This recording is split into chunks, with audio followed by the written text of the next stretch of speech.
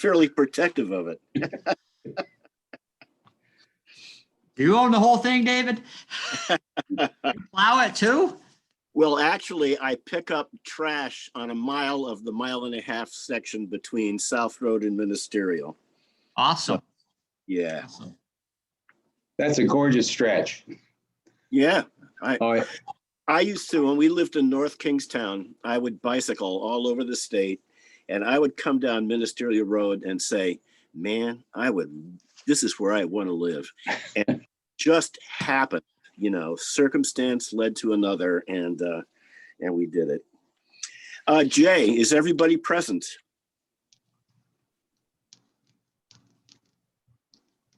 He's giving you the 1 minute signal. Hey, Chris, good to see you.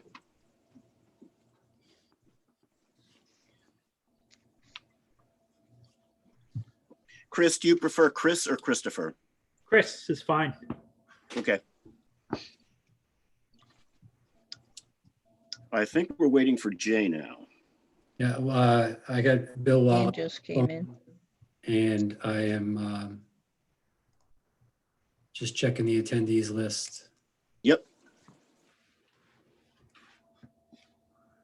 So you give me to say when. So we have 6. Looks like we're missing Lorraine. Huh. Damn.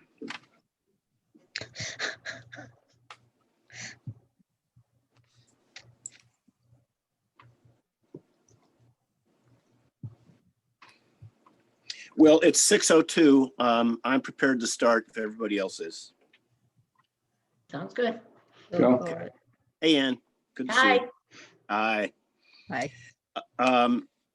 I'm calling to order the January 5th meeting of the South Kingstown 2021 meeting of the South Kingstown Conservation Commission. First order of business is roll call. We'll do it by polling. Mary Talbot Rabiano. Here. Vern Wyman. here. Matthew Bradywood. Here. Ann Heffron. Here. Christopher Connor. Here. And not present at this time is Lorraine No, Jubert. Lorraine's here. No, here, Lorraine's here. here. Hey, good, Lorraine. Thank you. Okay. Lorraine Jubert is present. I am David Flanders, and we're joined by our staff person, principal planner, Jay Parker, and our head planner, director of planning, Jamie Rabbit. Second order of business is the approval of minutes of the November 3rd meeting. Did anybody have any changes they wanted to make, any corrections or additions? Okay, not hearing any. I'll accept a motion to accept the November 3rd minutes. A motion to accept the November minutes as presented. Do I hear a second? Second. Any further discussion? Hearing none, the motion passes for the November 3rd minutes. We're now going to go to the minutes for the December 1st meeting. Does anybody have any questions, additions, or anything else? Okay, I'll accept the motion to accept the December 1st, 2020 minutes at any time. I'll motion to accept the minutes. Accepted by, moved by Mary Talbot Rabiano. Second. Second by Chris O'Connor. Any further discussion? Hearing none. All in favor? Aye. Aye. Aye. Okay, the motion passes. We accept the December 1st minutes. Our first order of business is a notice of tree removal on Torrey Road. We have 5 Norway maples that are slated for takedown. I just wanted to give a quick background on the Norway maple situation. After the Dutch elm disease ravaged every municipality's American elm population, they all were in search of a substitute. And at the time, the non-indigenous Norway maple was proposed. It was a fast-growing shade tree, large shade tree, hardwood as well. At that time, and this is back in the 1950s, We did not know that they did not age well. And what we find not only all over in South Kingstown, but in all other municipalities, they start to rot from the inside and they start to drop limbs and decay rapidly once they get to a particular age. And that's what we saw here on Torrey Road. The pictures, the photographs that we were given in our packet, I was there a couple of times. They are extremely accurate. These trees are now in the hazardous category. They're hazardous to pedestrians, hazardous to vehicles, of course, and in this case, hazardous to power lines. So I'm advocating that they be taken down. But when I was up there, what I did not see, and maybe Bill Wallace can help us with this, I did not see any official posting on the tree. And what that is an 8.5 by 11 form that the Department of Public Services has, put in plastic and tacked to each tree so that someone driving by can read it. And what it says is if you have any objections to this takedown of this tree, that you can request a public hearing where it will be discussed and then voted on. This is Rhode Island general law. It's also in our tree ordinance. So I did not see that. And Jay, is Bill with us right now? Because I would like to ask Bill if they were ever posted, was the posting taken down? All I saw on the trees was a red slash of paint indicating to my eye that it was slated for removal. But I still need to know if there was an official posting of the tree. Jay?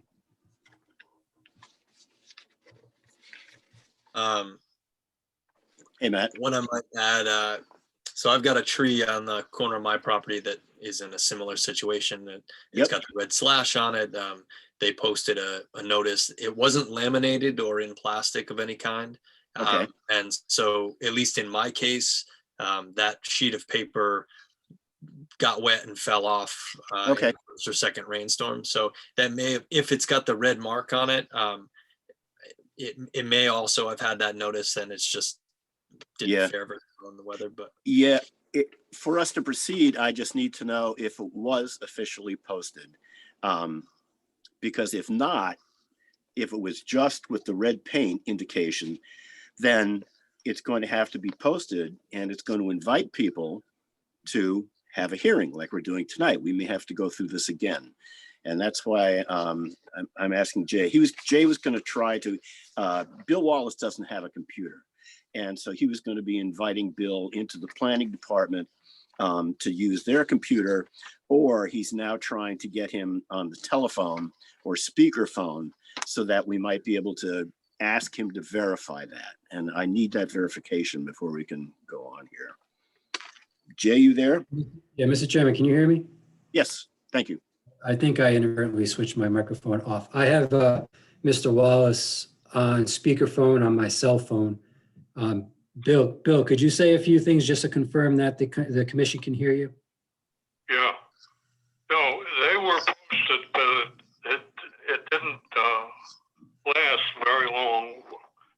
We had rains in between or something. But the posting is what generated the complaints or just concerns that the folks are having, reason we're having the hearing tonight.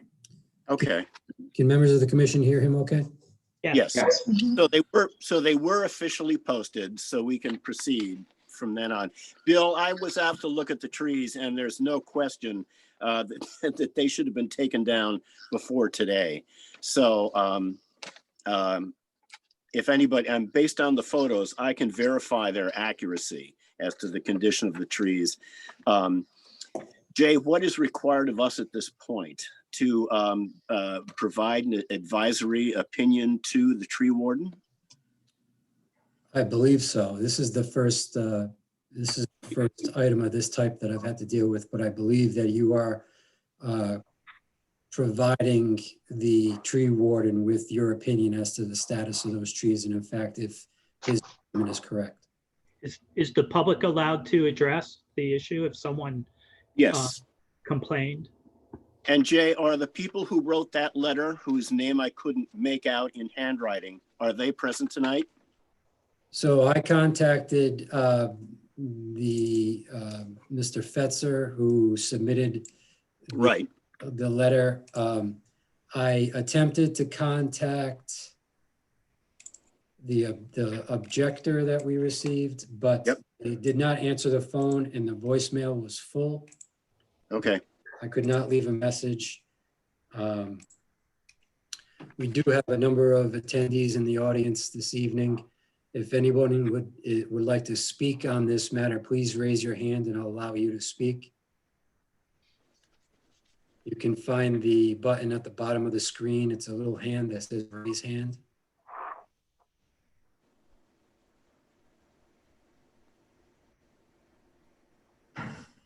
Mr. Chairman, I don't see anyone raising their hand to speak on this matter. Okay. I would like to formally draft an opinion that the tree board, Conservation Commission, acting as the tree board, endorses the removal of these trees as they are in a hazardous condition. Does everyone agree with that wording or want to add or change anything? Could you just clarify how many trees there are? Yes, there are 5 trees. Mr. Fetzer's prop. There's six trees. Okay, I had thought 6 as well, Bill, and I was up there today. I made a special trip and I only found 5 with red splashes, 3 in front of Mr. Fetzer's property and 2 east of that. There's Oh. an email I that was there today too, and I Yeah. counted 6. Okay, okay. Well, And actually, we took one down, not of this group, but one before where it damaged the property. Yep. I don't have the number in front of me, but it's the Yep. front tree. You'll see the stump there. Okay, I did see a stump. Yeah. Okay. Well, if let's take a vote for the commission. If we endorse the takedown of these trees, do I hear a motion to that effect? Yes, I'll make that motion. Okay, thank you, Vern Wyman. Who's going to second? I'll I'll second. second. Okay, Mary and Ann both seconded the motion. Any further discussion? Okay, hearing none, the motion passes. We endorse the taking down of the trees. Bill, thank you for coming in. Well, thank you for the patience you've shown and also putting up with this type of, Yeah, we've been doing it for a while. it's a different world. Yes. Mr. Chairman, if I may, just for Oh, clarity, by the way, as you folks probably know, the Norway maples have been declared an invasive species. Yeah. We as a replanting problem, we can't plant Norway maples again. So the poor things just don't get along too well.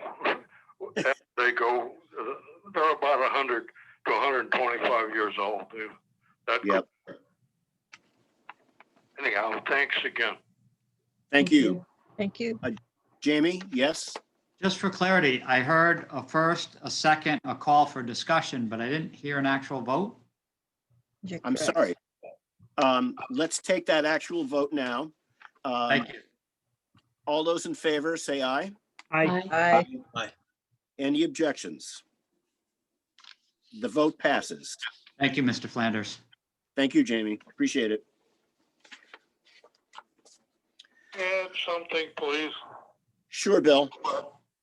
A number of years ago, the town council expressed the fact they wanted no net loss on trees. Now, when the budget allows for it, when we take one down, we try to replace it. Not necessarily in the same place. A lot of times it'll end up in the park or something. But as money in the garden clubs and other sources give us money, we replant. So we'll replant 6 trees somewhere in the town over time when the money is available. Well, Bill, I had a thought along those lines. And what would you think about planting 5 or 6 trees on the other side of Torrey Road where there aren't any utility lines, but also in the town right of way? What do you think?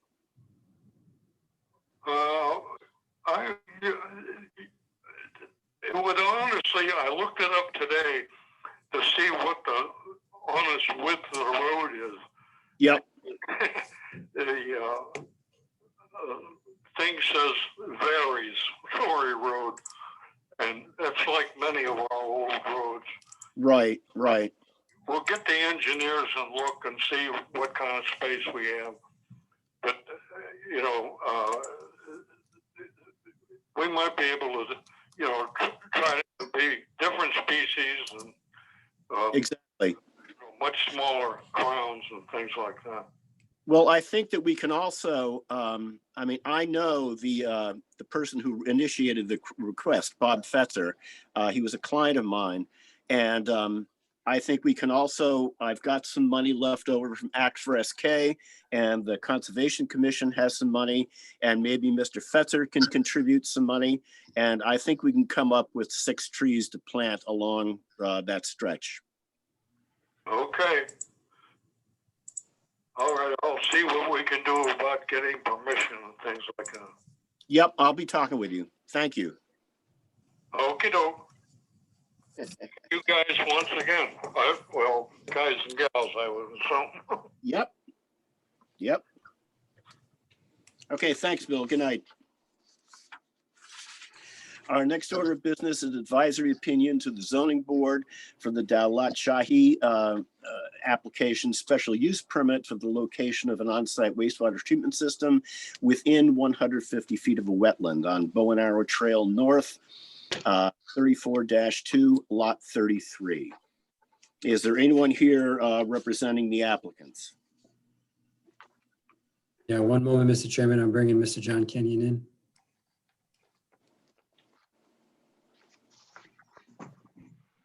Good evening, Mr. Chairman. I'm John Kenyon. I'm the attorney for the applicant. Hope And- you're all doing well tonight. And same to you, John. The applicant's property is located on Bow and Arrow Trail North. It's designated as tax assessors plat 34-2, lot 33. The property is 6,050 square feet in size, and it's in the R20 zoning district. The applicant's proposing a 2-bedroom, single-family residence with a 896 square foot footprint. The proposed house meets all the setback requirements and no dimensional relief is required. The house will be serviced by proposed OWTS that has been approved by RIDM. There are no wetlands on the property, but there are some located to the northwest of the lot. The wetlands have been flagged by NRS, and the proposed OWTS will be located to the rear of the property, which is approximately 115 feet from the wetland edge. We're here tonight for a recommendation under section 504.1 of the zoning ordinance, as the OWTS is within 150 feet of the wetland, requires a special use permit. The proposal meets all the requirements under section 504, including the lot coverage requirement of 15%. And also the drainage has been designed for the 25-year storm. Patrick Freeman from American Engineering is here tonight. He prepared the plans. I'm going to have him go over the existing conditions and the proposed OWTS. Thank you, John. Mr. Freeman is just coming in.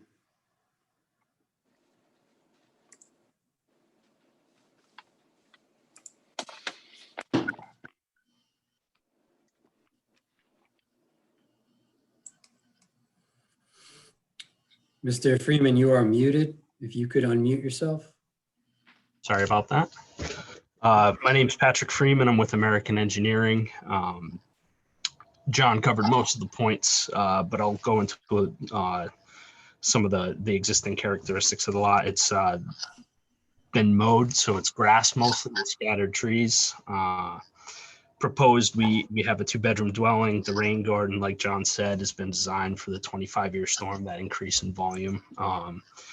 The septic system is an advanced treatment Septitech M400 discharging to a BSF.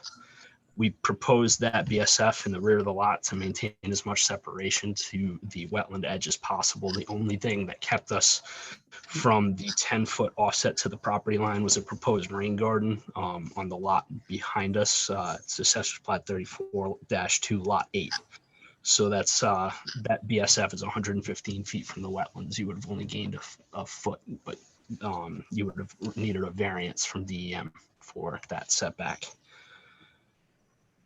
We're proposing a new water stop as well to connect to the water main in Bow and Arrow Trail North. We did this to prevent any impact to the 50-foot wetland buffer. As well as we're proposing a utility pole to prevent any encroachment onto the lot to our south.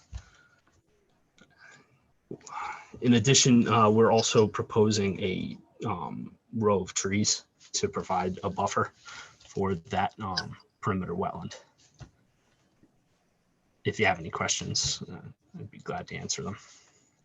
Patrick. Sure. Yeah, sorry. If I could just, for clarification, on the plan, the area with what looks to be wetland plants, that is actually the wetland buffer, correct? The wetland flagging is further. Correct. Right? Correct. The wetland flags are at the top left corner of that view. Got The it. 50-foot perimeter is encroaching on the lot. The wetlands are not actually located on the lot. And the row of trees you discussed, those are at the 50-foot That is correct. buffer, right? Yeah. On the plans, there was reference to building plans, i.e. like a third sheet. We didn't get that.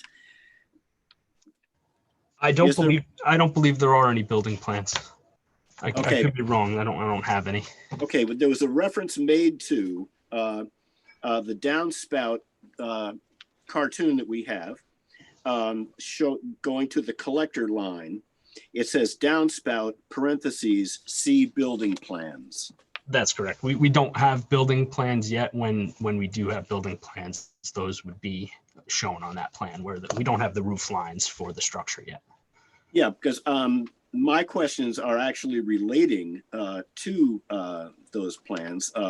One is that I got a call from the southern lot abutter who says that there is water flow from this lot onto her property. So I wanted to know what the driveway would actually look like.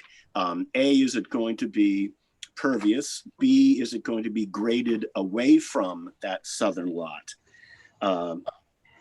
I also wanted to see on the plans we have to the east of the dwelling itself, we have A through E keyed items of the septic system.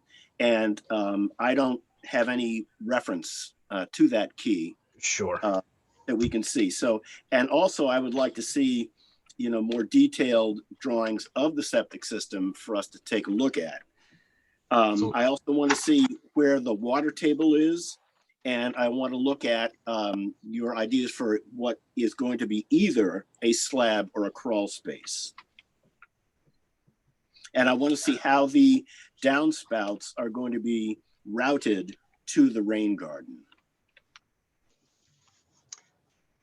Jay, do I have the ability to point with the cursor? Can you see my cursor? Yeah, well, wait 1 second. Let me. Sure.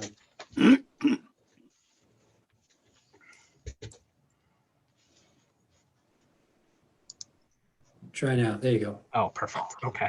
So I'm going to try to remember all of the points that you covered.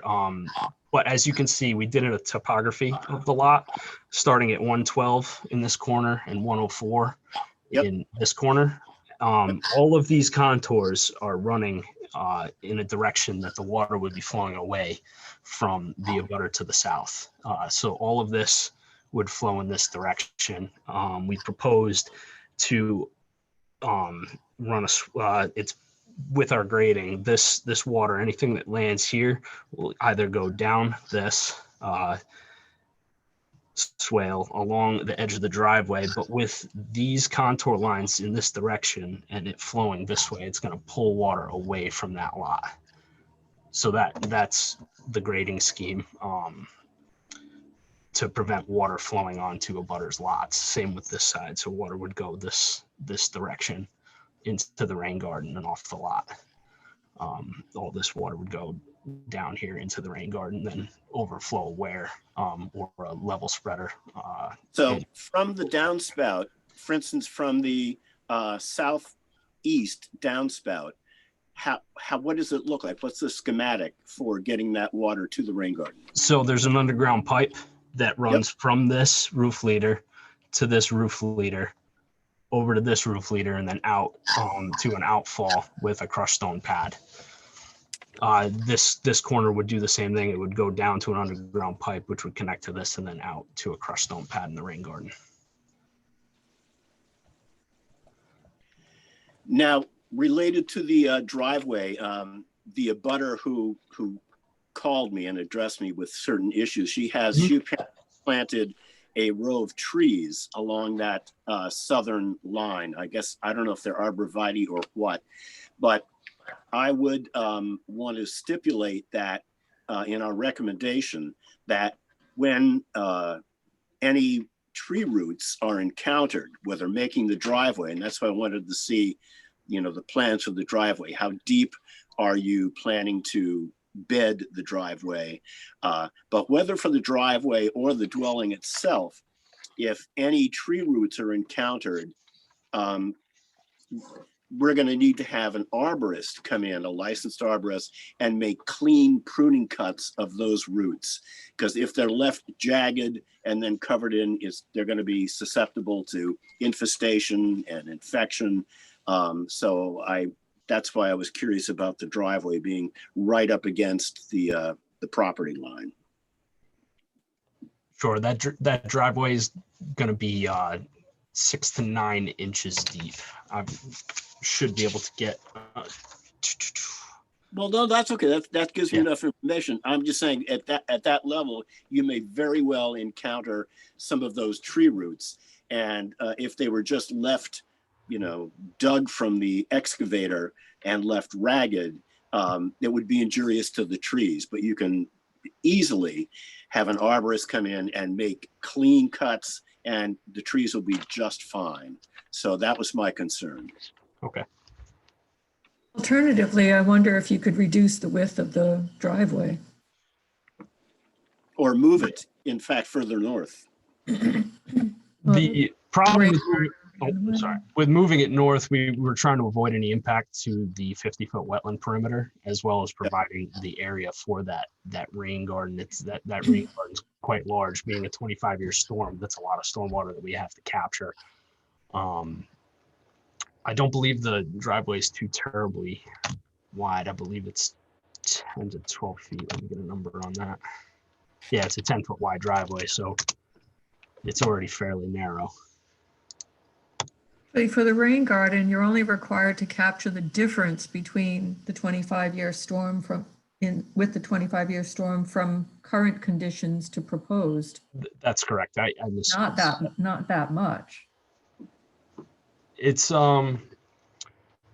it is that rain garden isn't too terribly over designed. Let me. Yeah, it's shallow. It's less than four inches. I'm sorry. It's pretty shallow. It's less than 4 inches deep. It should be 8 inches deep. Really? Yep. I may be looking at runoff depth. Yeah, But runoff. the existing runoff depth is 3.6, and the proposed, or the existing is 3.08, and the proposed is 3.57. That's not very much difference. So the number in the narrative that you want to look at is actually the volume. On that top row, it shows runoff equals the cubic feet per second. Then the volume is for the existing is 1,553 cubic feet. Yeah, I got that. I got the volume. So what we did Right, is so we it's stored the between difference in 18 volume. and 15. So what is the number of inches you're capturing?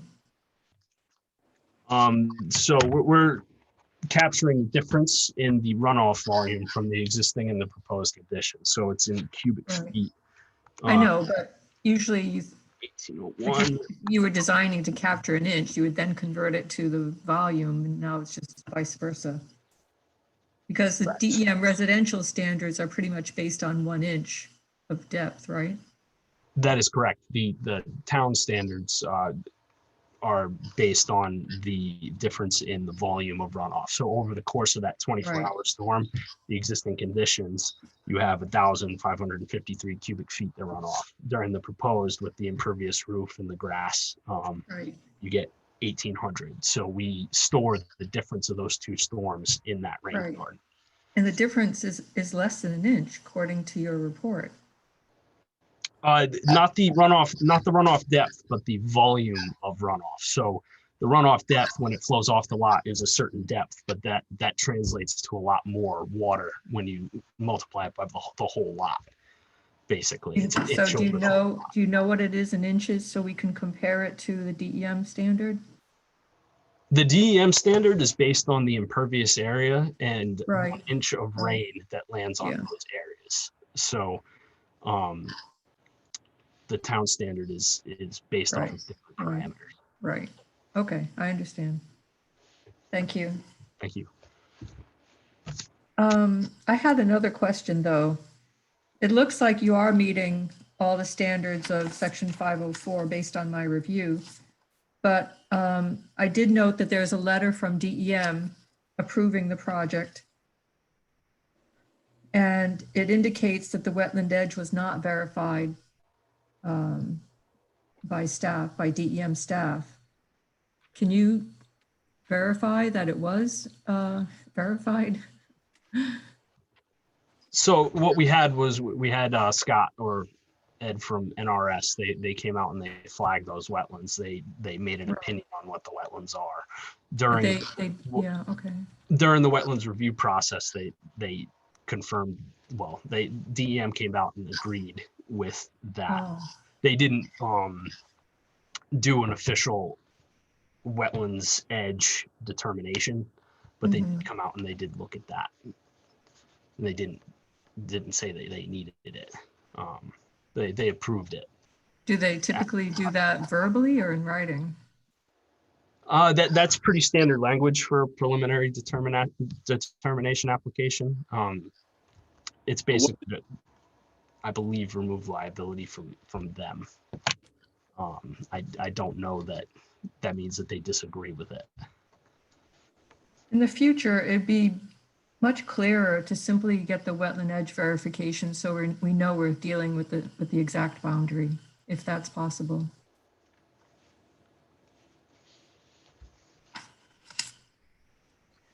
I had one other question on the plans to the lot to the west, to the east, excuse me. It says proposed rain garden. Who is proposing that?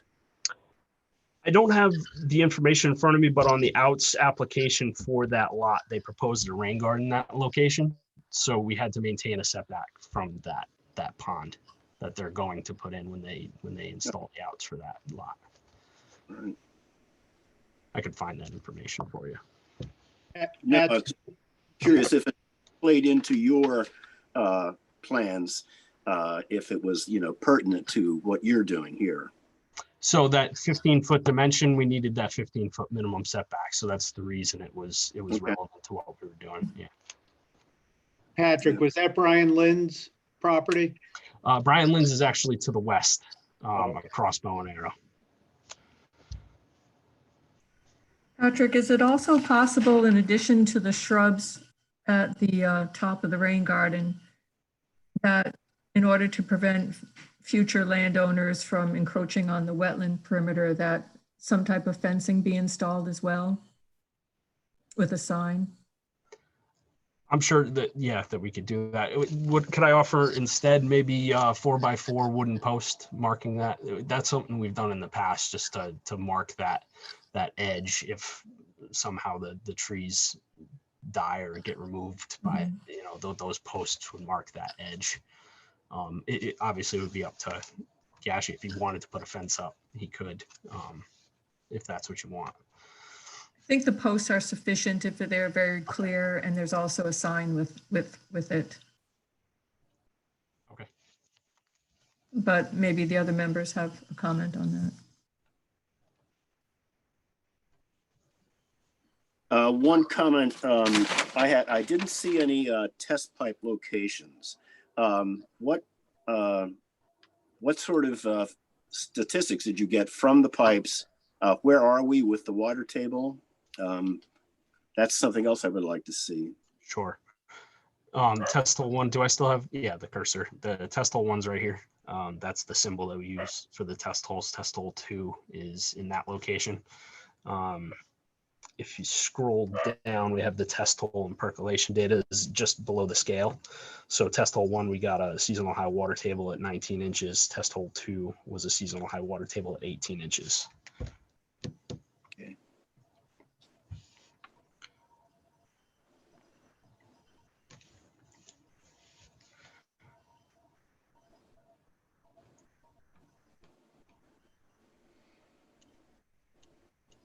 And are you planning on having the driveway be pervious? And if so, oh, sorry. Okay. Yeah.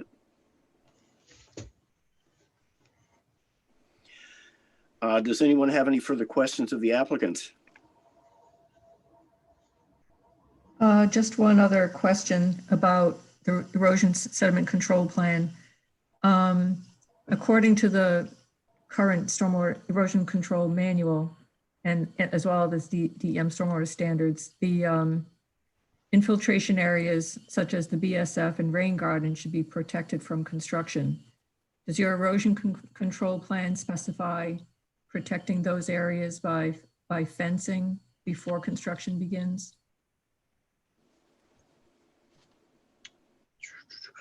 I'd have to read the notes to double check and make sure that it does. We do specify that they shouldn't be driven on during construction. We don't typically fence them off, but we could if you want. We can mark it with beanies or something to that effect to let people know that they shouldn't drive on that area. I think it's important. Otherwise, contractors that don't know what's going there could easily just drive right over it. That's a good idea. Okay. Thank you.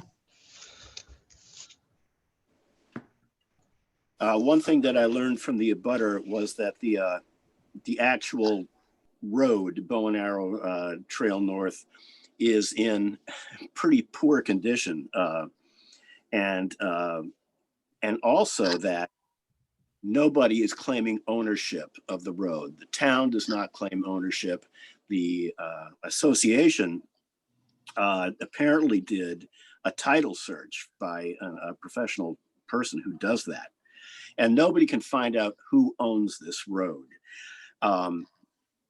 which is essentially their problem. But what I would like to stipulate is that with heavy equipment coming in, such as concrete trucks, lumber trucks, that the road be restored after construction is completed.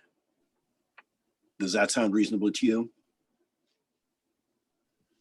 Dave, I don't think they'd have a problem with restoring if any damages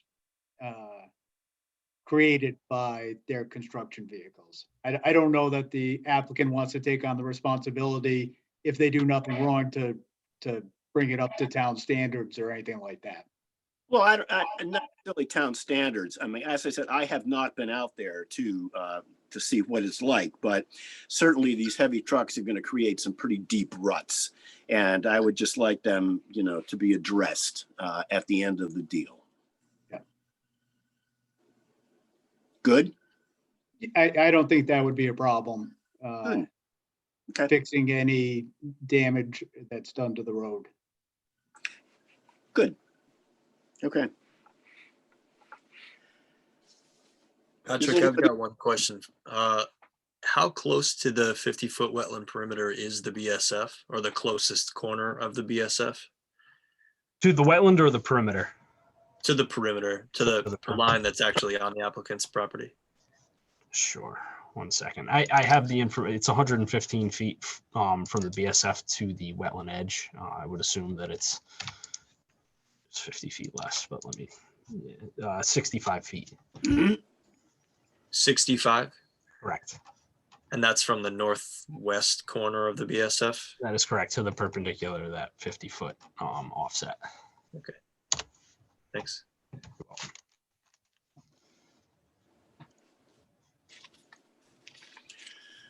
Does anybody else have any further questions of the applicant? This is a advisory opinion to the zoning board.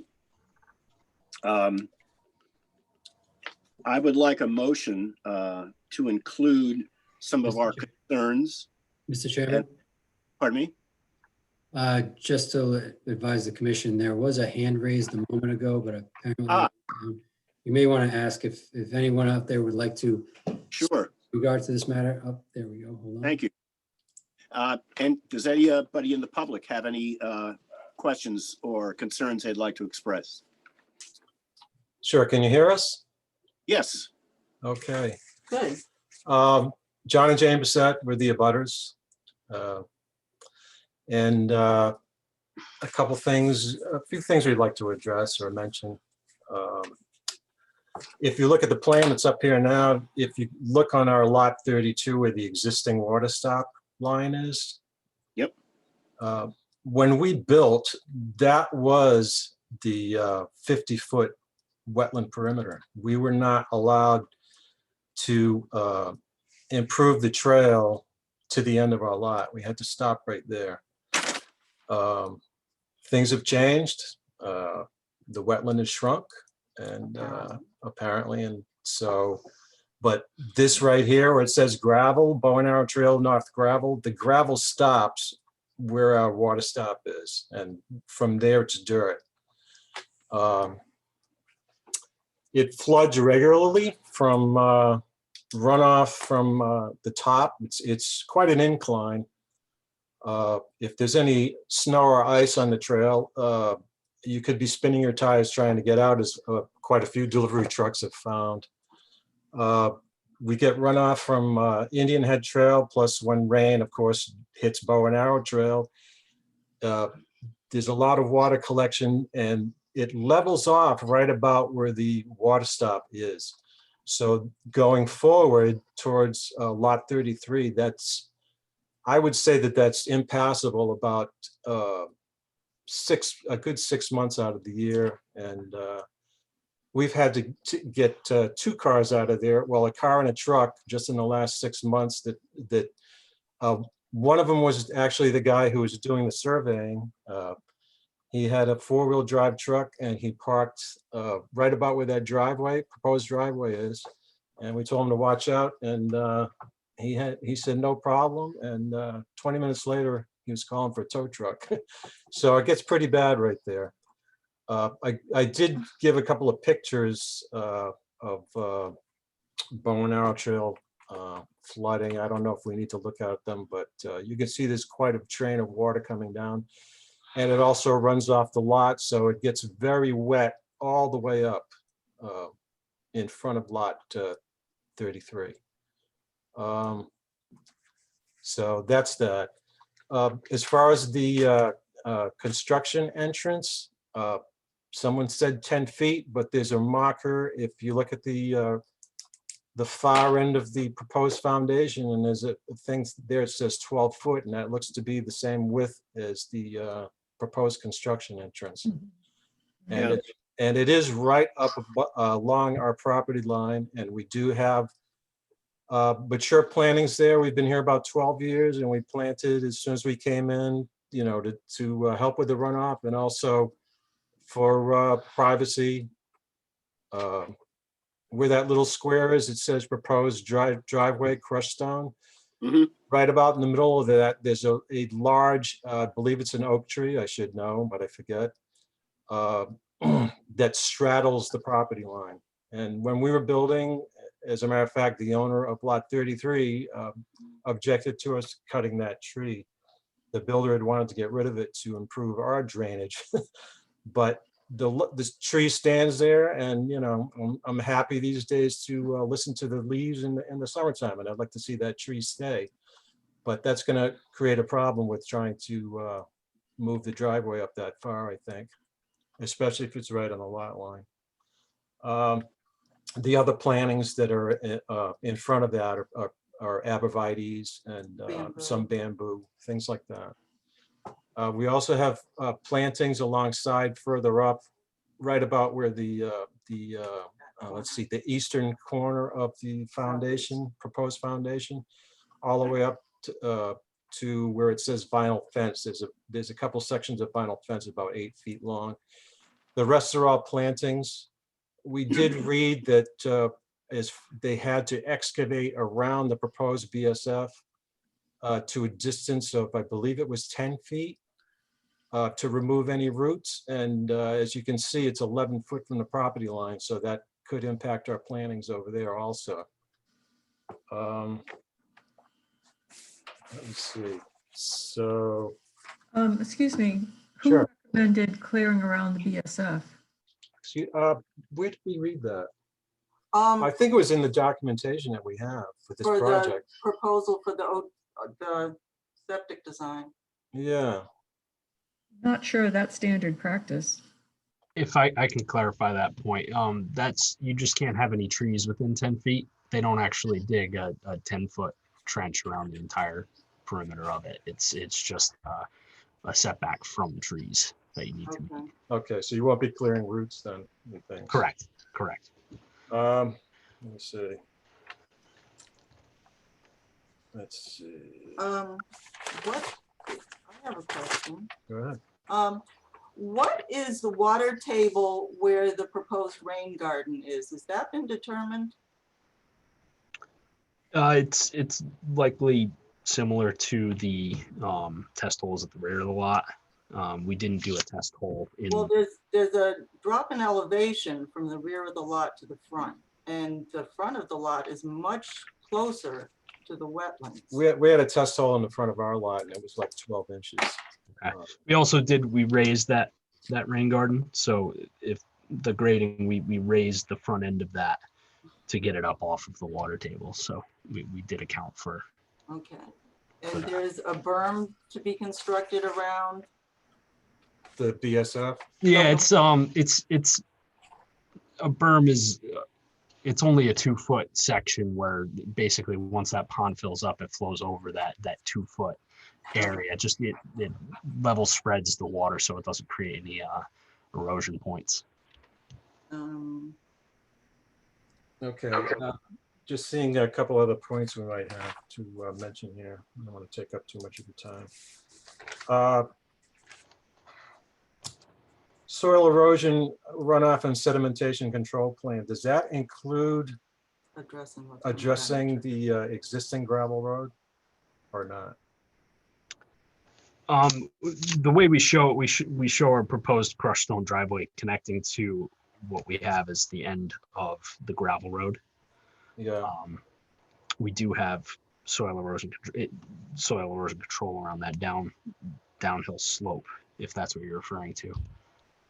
Yeah, and there's something about traffic control. I'm not quite sure what that refers to, but it makes me think of where will all the workers and equipment be parked when this project is going on? Because we installed a gravel road, like I told you, down to the existing water stop for our lot.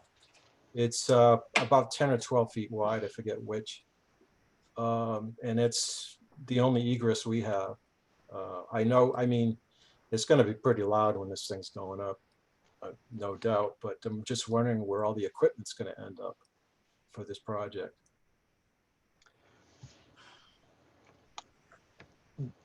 I would imagine most of it would be along that southerly property line.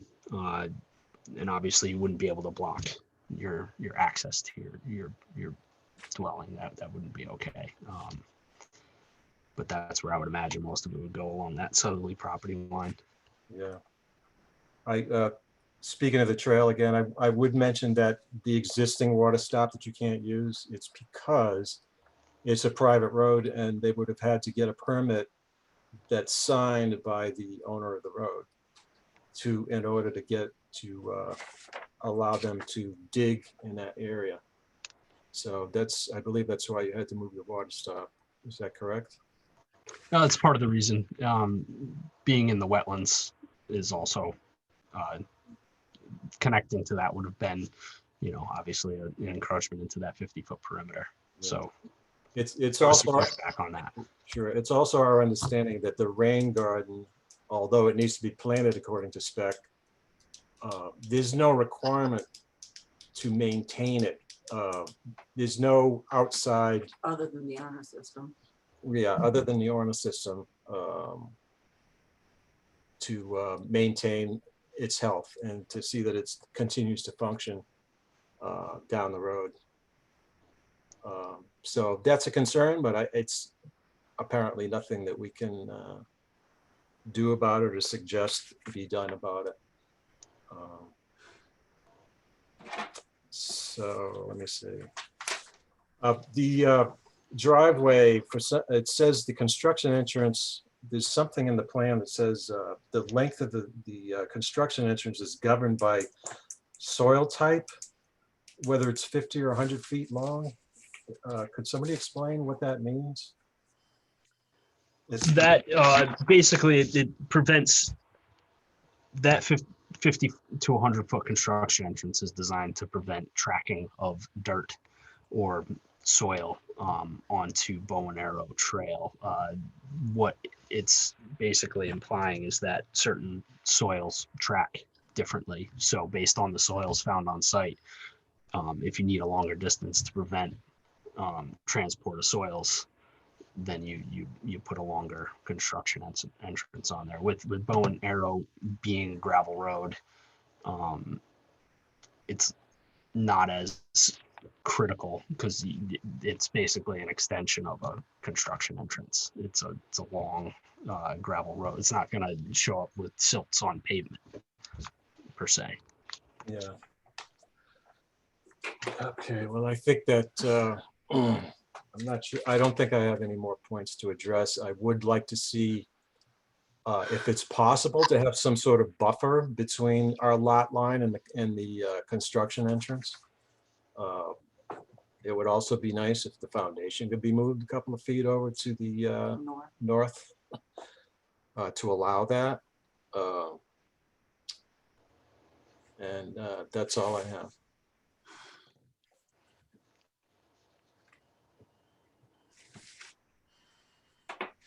John, could you or the engineer address that, whether it's possible to move the footprint of the home a little further north and the driveway as well?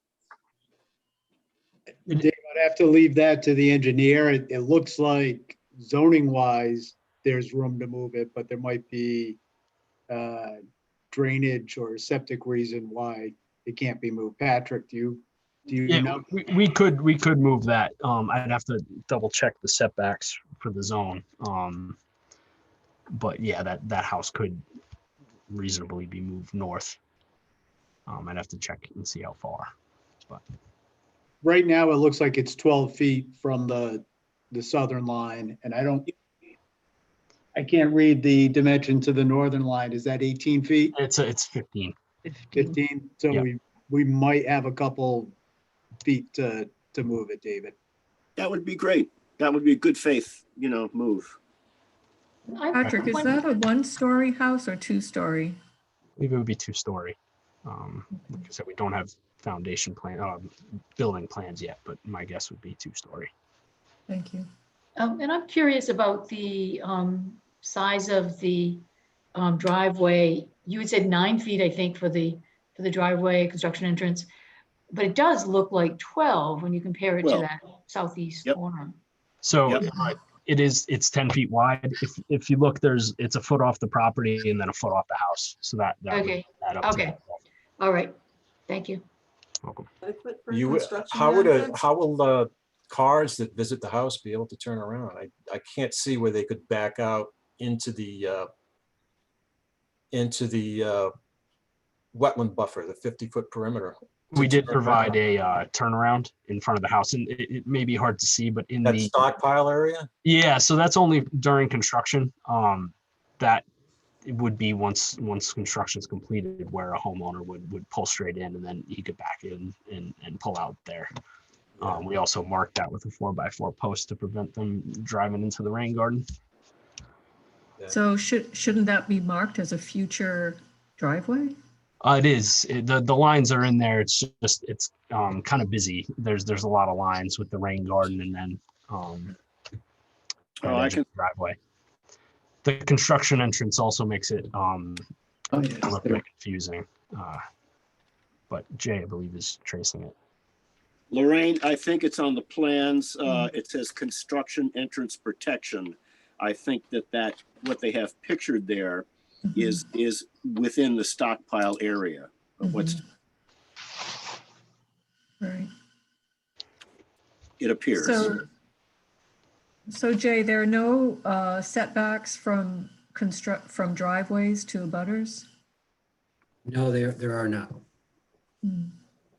Jay, isn't the setback from a neighboring property line in an R20 15 feet?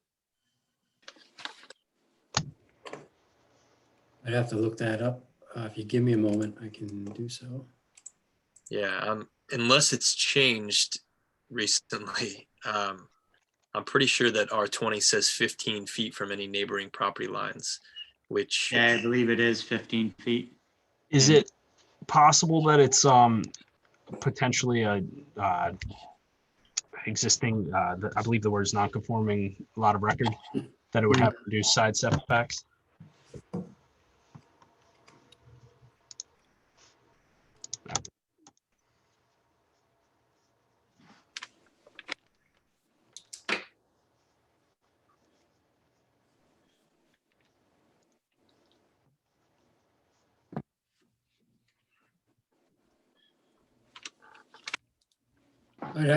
John Kenyon, are you aware of the reduced setbacks for substandard lots of record?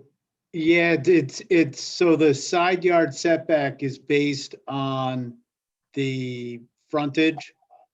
And so I'm looking it up now in an R20. In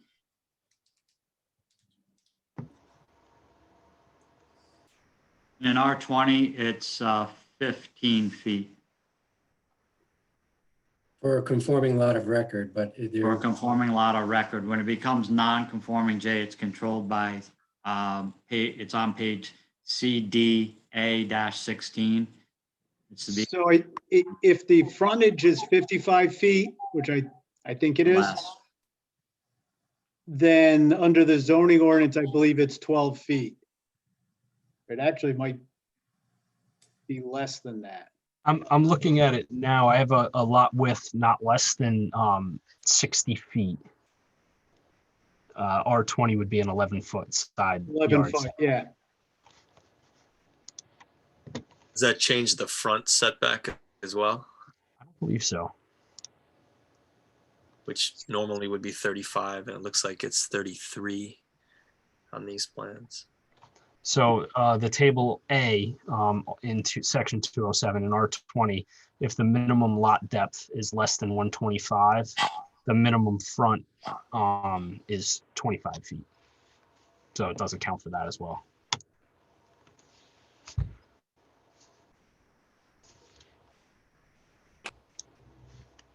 Well, going back to what stemmed that comment in the first place, if it's 11 feet from an abutting property, would it be possible to move that foundation to reduce that distance to the north from 15 to 11 and increase the distance from the southern abutter from 12 to 16? That is possible. I'd have to, because I don't believe, we typically don't like to put a house right up to a setback. Basically to prevent an encroachment if they build it, an inch off to the north. Well, you're doing, yeah, that I recognize that. I mean, Yeah. maybe then at least flip the 15, 12 Okay. to the north. Yeah, I can make that work. Excellent. The only concern I have is part of DEM's rules is you need to maintain 25% of the building foundation within the existing foundation as proposed. It basically prevents a redesign through DEM. If that, I don't believe that would cause a problem though. I think that we're well within that.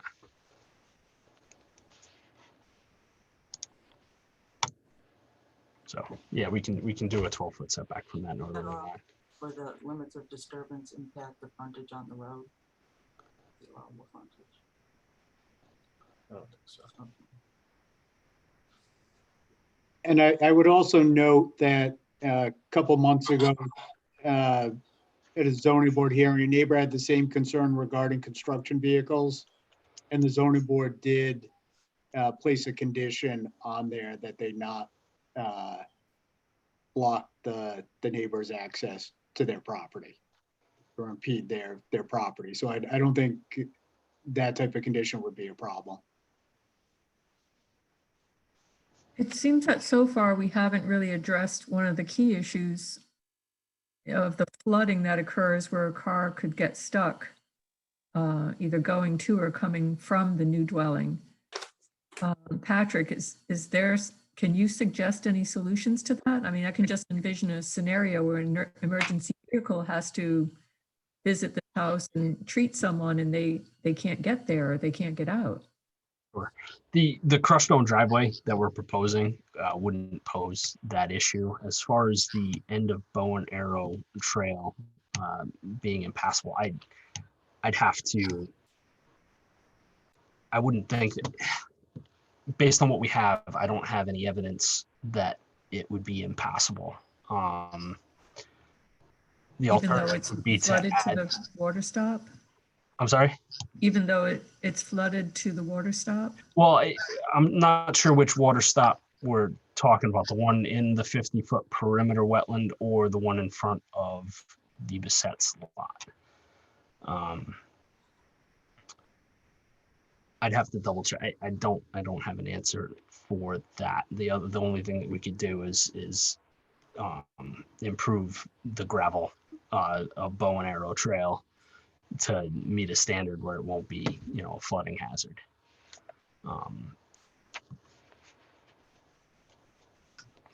I think that would be important because as I do remember her saying, Mrs. Brissette, that the flooding is north of the existing water stop on lot 32. Okay. So that's the problem area, which would also lead into the driveway for the new dwelling. So I would suggest that the gravel be continued up to the new driveway at least.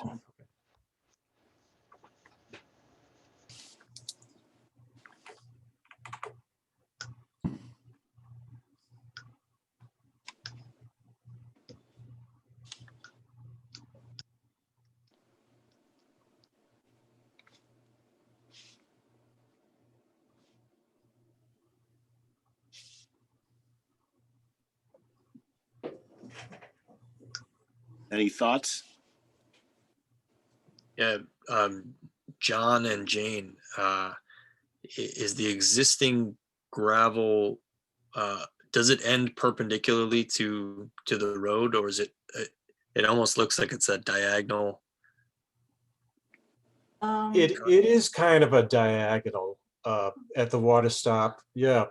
I did send in a couple of pictures To Mr. J. Parker? to Mr. Parker, and it did I think they're both titled flooding 1 and flooding 2 or something for Bow and Arrow Trail North. And it pretty much shows what happens. Yeah, there you go. So right where you see the little sign on the right and the light pole, that's where our water stop is. And you can see that the gravel pretty much ends right there. Yep. And the property line is actually past that forked tree on the right. And I think there's another one that shows a little bit more of a close-up. It's runoff 2. And you can see that it's not only flooded by the runoff coming down the trail, but also it's pretty wet off to the right coming off lot 33. It's and that's where everybody gets stuck. Somebody might come down. One fellow came down with a box truck because he was following his GPS. It reminded me of a Seinfeld episode. It told him to go straight into the swamp, and that's what he did. Yeah, he had to be towed out. And like I said, the guy who was doing the surveying, he was parked right there, and he had to be towed out. And it wasn't even raining at the time. I mean, it just gets really soaked. And it's fine in the summertime, but not during the other 6 months. So I just picture tells a story, I think. And you can see where the end of the gravel is, which is adjacent to the water stop. I think we can recommend that the applicant extend the gravel to their driveway, their new driveway. Yeah, they have to. Yeah. Yeah.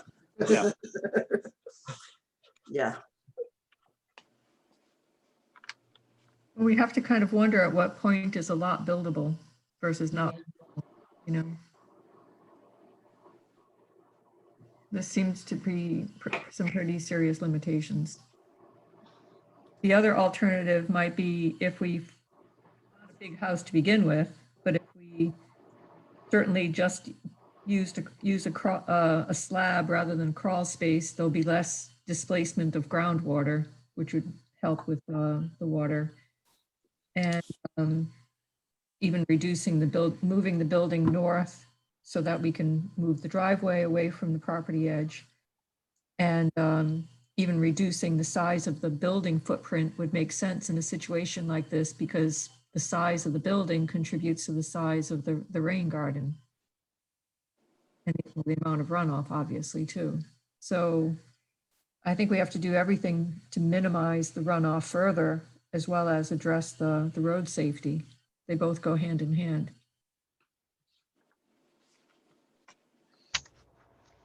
We have agreed to move the house. We aren't going to agree to reduce the size of the house. It's a pretty small house as it is. If you want to make that recommendation to the zoning board, that's fine, but we're not going to agree to it at this time. Mm-hmm. Also, I'd like to add the slab elevation.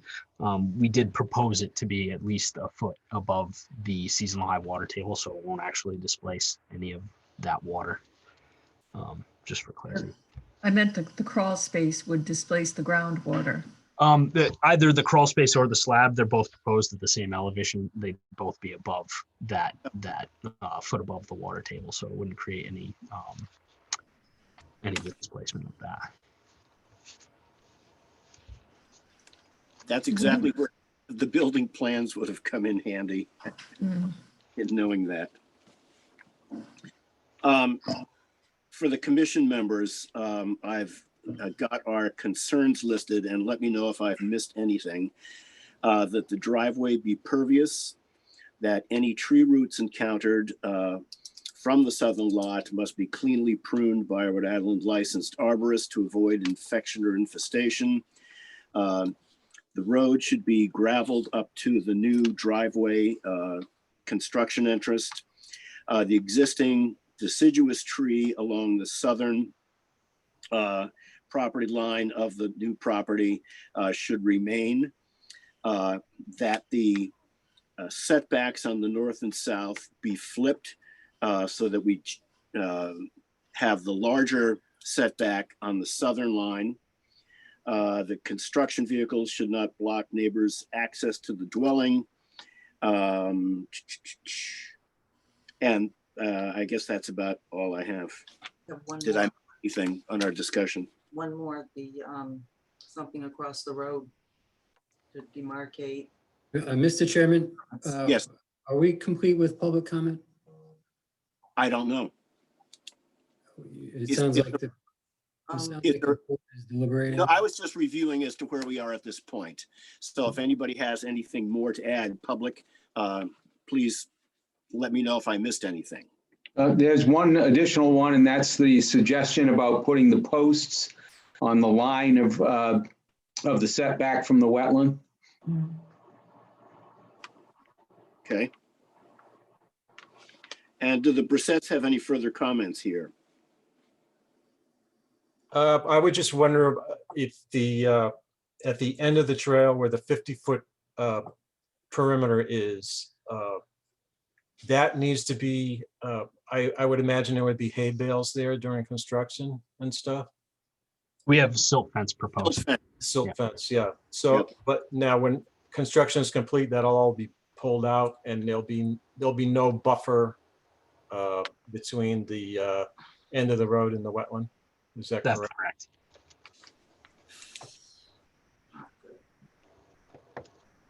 That's all, yeah. Does anybody else have any further comments? I think the other issues were protecting the drain field and the rain garden from trucks, having fencing around it, even silt fencing would be great. I still think a regular slab, not a crawl space, would reduce the extent of disturbance and reduce the amount of fill next to the house to cover that, the added height with the crawl space.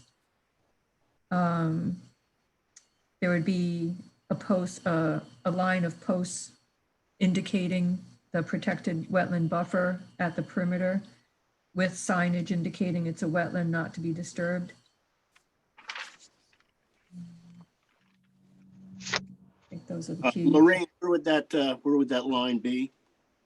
Where the trees are planned at the 50-foot perimeter on the lot, there would be a row of posts indicating that it definitely is a protected buffer with signage indicating that it's a protected wetland buffer not to be disturbed.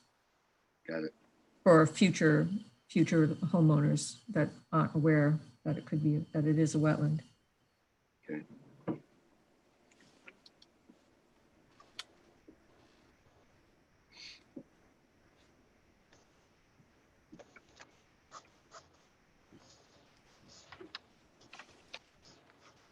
Jay, I've written down all of these concerns. Have you been doing the same? So that if we have a motion, you've got these concerns listed? No, I have not been, but you should articulate that motion for a proper vote with the associated conditions as the commission sees fit. Okay. Commission members, are we ready to go ahead with a motion? Or does anybody have anything more they want to add? Hearing none, I will move that motion to the zoning board of review that we accept the plans for this and for the special use permit for this AP 34-2 lot 33 and listing our following concerns: that the driveway be made pervious, that any tree roots encountered from the southern lot must be cleanly pruned by a Rhode Island licensed arborist to avoid infection or infestation, that the that the Bow and Arrow Trail Road, which is gravel, be continued gravel up to the proposed construction entrance and driveway of the new property, that the setbacks to the north and south be reversed so that the greater setback is to the southern lot, that construction vehicles should not block the neighbor's access to their dwelling. We would recommend that a slab be used instead of a crawl space to reduce in fraction on water movement, that there be posts installed along the setback from the wetlands where the proposed trees will be planted so that we will know that that area is not to be disturbed, that the proposed rain garden be protected from construction traffic, and that there be a line of posts indicating a protected wetland buffer not to be disturbed.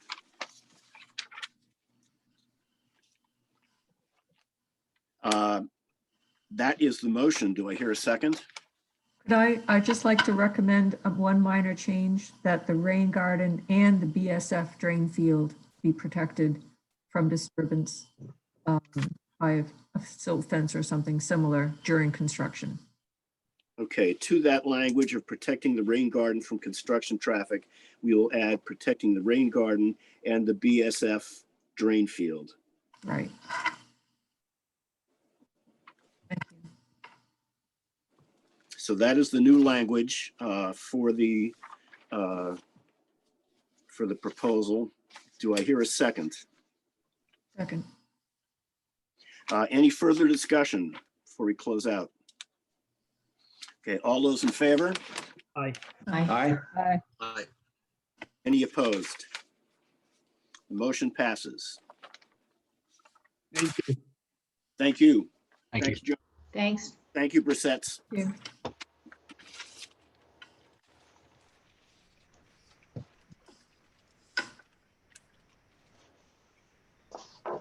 Our next item is an advisory opinion to the planning board for a preliminary plan for a comprehensive permit, major subdivision, the village at Curtis Corner. Do we have someone here representing the applicants? Thank you. Once again, Mr. Chairman, it's John Kenyon, attorney for the applicant. Hi, John. Can't get rid of you. Yeah, I know. The applicant's property is located on Curtis Corner Road, otherwise known as Flanders Road. The property is just under 30 acres in size. It's in an R20 zoning district. They filed a comprehensive permit application for the creation of 24 lots, which would contain 16 single-family dwellings and 8 two-family dwellings. There'd be 1 affordable unit in each of the 8 two-family dwellings. The concept is for young couple with a family that could buy the two-family, live in one of the units, and then rent one of the other units as affordable. We appeared before you last year during the master plan stage of review, and you didn't provide a recommendation because at the time you didn't feel there was sufficient information to give a recommendation on. We did receive master plan approval in March of last year. Under the subdivision process, we then go, after we receive a master plan approval, we then apply to the state for all necessary approvals. And then we have a preliminary plan public hearing with the planning board. We've had 1 hearing so far. They requested that we come back to you since we have more detailed engineering along with the landscaping plans. We've also filed for the necessary state approvals. They're very close to receiving those. and not much has changed as far as the design since the master plan. Eric Prevey from DePreet Engineering is the project engineer.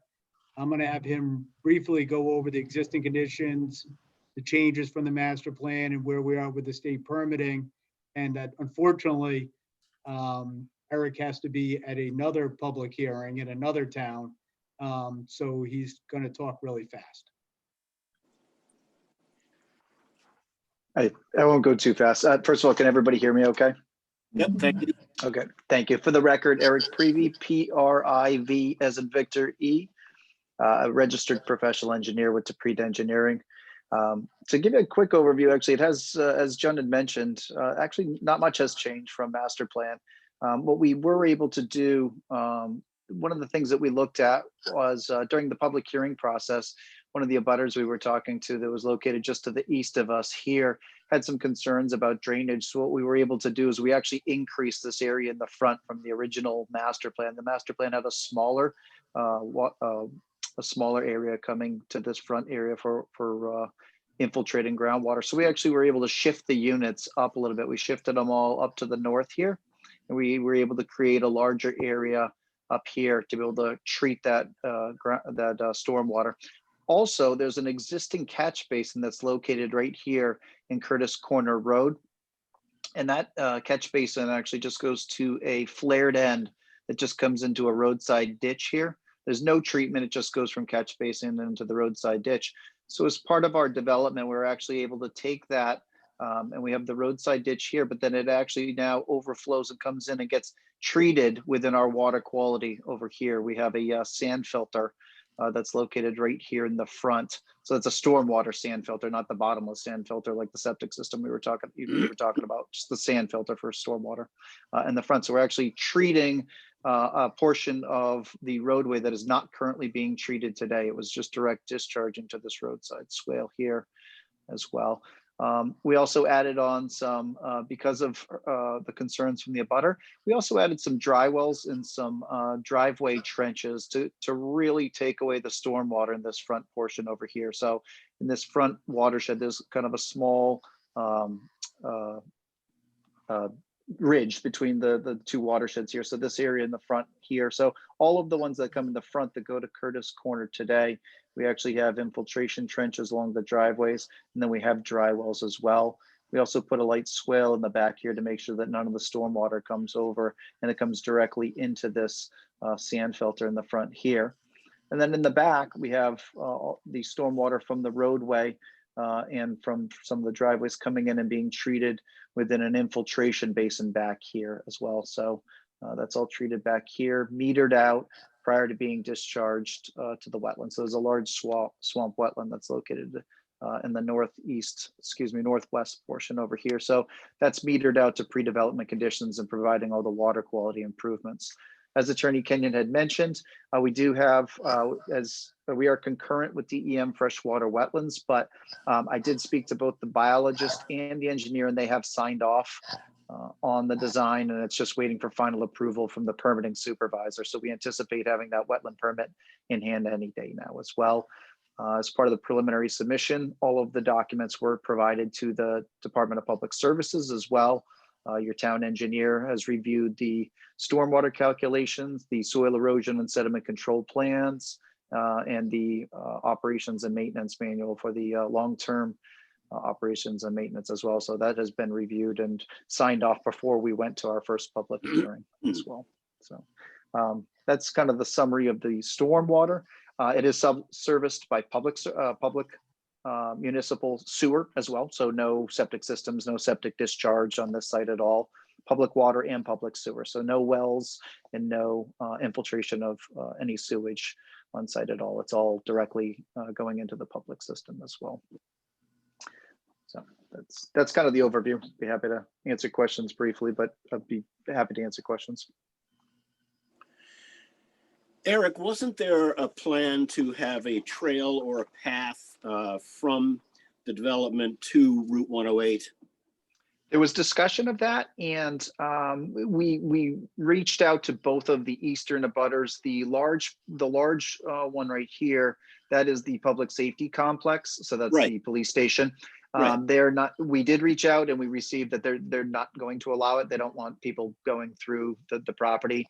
I guess between some of the confidential or the private stuff that they have for the public safety complex, they don't want anybody going through it. So that was provided to the planning staff that we aren't able to go in this area here. And then also we did contact the neighbors to the northeast over here. There's a small portion that stays out of the 50-foot perimeter there, but that they also were not amenable to allowing us through them as well. They have specialty services on this private specialty services commercial on this as well. So there is, I mean, just to clarify here, there is a full sidewalk going along the northern portion of Curtis Corner Road here. So it does go all the way to Kingstown Road, Route 108 here, and then along sidewalks along Route 108 as well. So there is pedestrian access the entire way to get over to the 108 area. But yes, we did look into it, Mr. Flanders. That was one of the things that was discussed, and we looked at the only two options that we had with properties and exhausted that neither of those would be allowed. The other concern I had was about open space. And while technically there's a great deal of it, it's listed on sheet 6 as wooded swamp. Now, the swamp make it inaccessible for people to have passive recreation? Probably, I would say, not always, but in the instance of this swamp, I would say that it would likely be not for passive recreation. And also, we had talked about, because this area is directly north of the culvert that goes to Asa Pond, directly across the street there, right? That the open space, we would put a drainage easement over the actual drainage pond itself right here. And then this parcel could actually be given to the town. It would provide some additional flood management, not true flood. I'm not talking about floodplain, but just general stormwater flood management because of this large parcel that's directly upgrading from Mesa Pond. So that actually would be able to be to the town as well. There's also adjacent open space areas just to the north of here as well. So it would be a nice large contiguous area with the other ones that are already town owned. So isn't all that open space area and much of the area where the homes are going part of the national? Is that part of the National Heritage Area? So a piece of it is, yes, and we looked into. Well, most of it, isn't it? Isn't correct? Yes. Yep. Yes, it is, and but not in the upland area. We were able to speak to DEM and get the area that's not part of that area. I'm sorry, could you repeat that? Yeah, could you point to the area of the what's on the screen that's not part of the National Heritage Area? I believe I do. Now you're just, you know what? I don't want to be incorrect in pointing to something, but I believe my recollection was, and it kind of, you could see it better actually on the soils over here, but it's right in this area. So I believe from my recollection, and I don't want to misspeak, but I believe it's approximately this kind of midpoint over here. Okay, because I mean your plan seemed to indicate, as does the DEM's website, that most of this lot is encompassed, except for a very small portion of it, as part of that. Right, and what I was trying to say was, we also, as part of that, our job is to also contact DEM and find out what those areas are and why they are. And so we got the species of endangered or there were, I don't recall them off the top of my head, but there was 3 species, and they were all plant species, and none of them were found in the upland portion of where we are located, not in the upland portion. So the area, the 20 plus acres of open space, wetland area, my question, and David asked this, is what exactly is going to happen to that area? You're proposing that it be somehow conveyed to the town? Yes. Yep. Given to the town. Absolutely. And that's part of your plan? And yes, it is. With the town? That is part of our plan to have that be given to the town as well. As I mentioned, it's it's part of the being just north of and being of a swamp, that a lot of times having the control of those wetland features that contribute to your other wetland features would be very important from public services perspective of being able to do any, any mitigation or anything that they would need to do on maintenance on that end. So yeah, it is proposed to be to the town. There's no active recreation proposed for the development. The roadway that goes in, is that going to be a public road? It is a public road, yes. Yep. Will there And that be was I'm sorry. Will there It's be okay. any I was just going to say it was reviewed and approved. The design has been reviewed by your public services as well. Yeah. Yep. Is there any kind of association, like a homeowners association? that Yes, goes- for the stormwater. Yep, there'll need to be one for the stormwater portions of it. Yep, to make sure, because even though the road will be public, the town doesn't take over the maintenance for the stormwater service, the stormwater measures. So yes, there'll be a homeowners association for all the maintenance of the stormwater measures. Yeah. And what happens to the walls that are part of, I think there are some walls that show on your plan. What happens? We're trying to rebuild as much as possible. We have on the landscape plan, we're going to be rebuilding. So there's an existing wall that's located along the front here. So we're going to be rebuilding between this portion here that's on the landscape plan. And then we'll look to reuse the stone walls as much as we can on site as well, and rebuild as we can. So that was a question from the planning board as well. That was something that they were mentioning as well, Mr. O'Connor. Chris, what are the limitations or restrictions implied in a national heritage area? I don't know. I mean, I've attempted to do some research. There's some notations made in the proposal here, and our own comprehensive plan seems to designate this area as a sensitive and critical environmental area, including the area that is encompassed in this, where the house lots are going. But frankly, I didn't find anything to suggest what, if any, limitations there are. Okay. Eric, is there a requirement for protection of upland open space in this zoning district? Because it seems awfully dense for the amount of development on a small, relatively small area of suitable land. So what we used is, no, there is not. But because it is a comprehensive permit, we had laid these out even back at master plan, each of the lot sizes and the relief that was needed. But what we did is we took the town's comprehensive plan and the underlying densities. This area is what is known as the medium high density, which allows 1 per 4.35. So that's effectively a 10,000 square foot lot effectively. We took only the upland area. So there's 7.4 acres of upland. And then that was what the density was driven off of. So staying still within the town's comprehensive plan and then restructuring it for the density purposes. So there are some areas obviously for stormwater measures and such, but and we only use the upland area. That is not a requirement of the density, but that's what we use to come across. It'd be difficult to build in the wetland. My second thought is that there is no indication that any type of innovative low impact development is occurring in terms of design and the extent of pavement.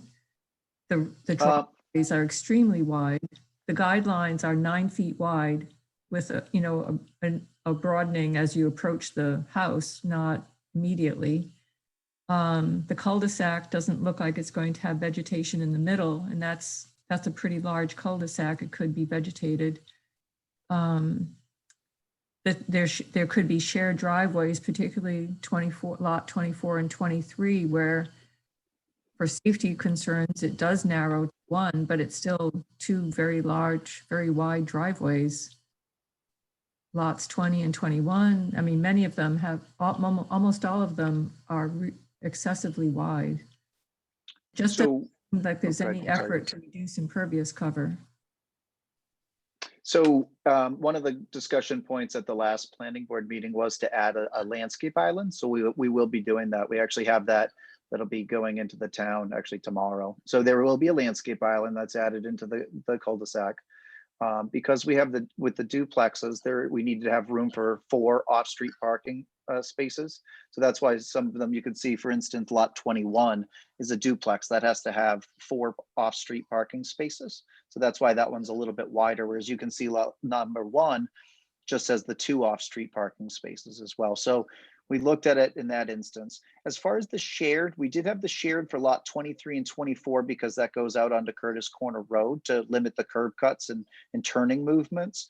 But internal to the site, we didn't want to create any shared resources become conflict between neighbors. And so we were trying to limit that in a lot of regards. So it just seemed from, if you had to share from a neighbor, it becomes difficult a lot of times. So that you can recommend what you prefer. At the same point, I'm giving you the rationale of how we came up with what we did as well.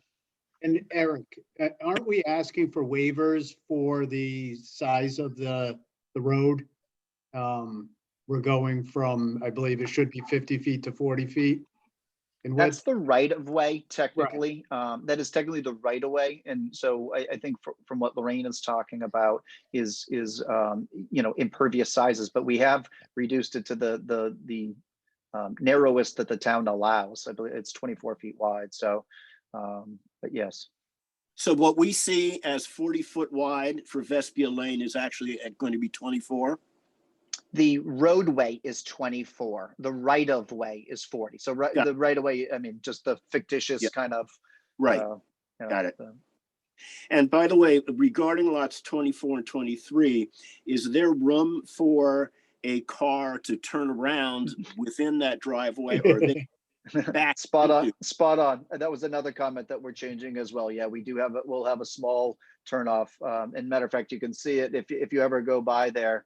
Right over on the existing home that's just to the west from here. There's a frontage lot that was just built, and it does have the same thing. So yeah, those will exactly have that. They'll have a place to be able to turn to the side so they can turn around and not back onto Curtis Corner Road. So both of those comments are between adding a landscape island and the turnaround for lots 23 and 24. Those are both comments. You guys are right in line with what the planning board has been saying.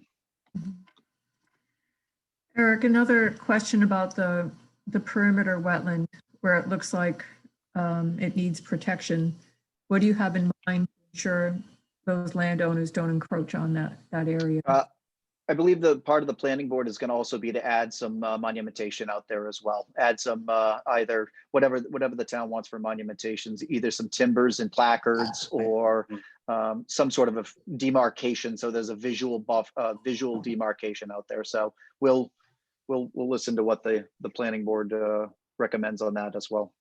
Okay, I would think in this case, a full-blown fence would be appropriate given the number of houses there and that it is an issue in other subdivisions in South Kingstown.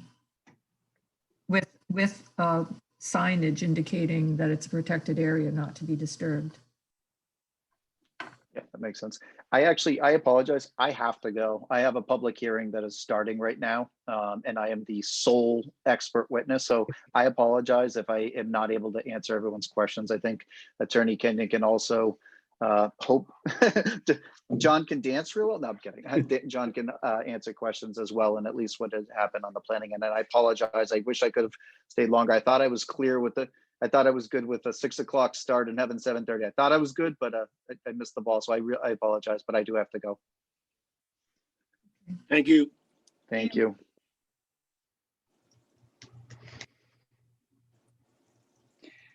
So I can try to answer any non-engineering questions, and also if you have engineering questions, maybe repeat what Eric said at the many hearings so far on this. Well, John. Excuse me. Yeah.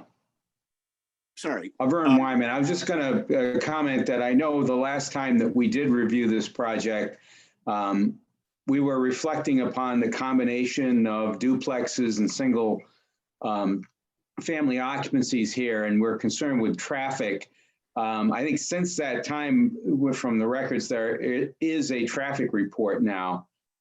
Could you comment on that and the results that they got?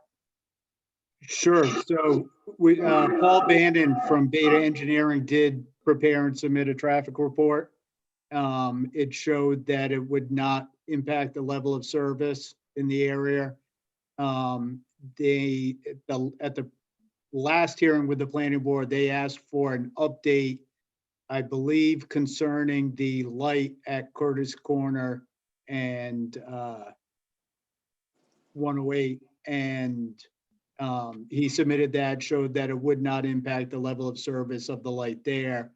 The other thing that the board was concerned about at the master plan hearing was the impact of the town potentially moving the high school to the Curtis Corner Middle School.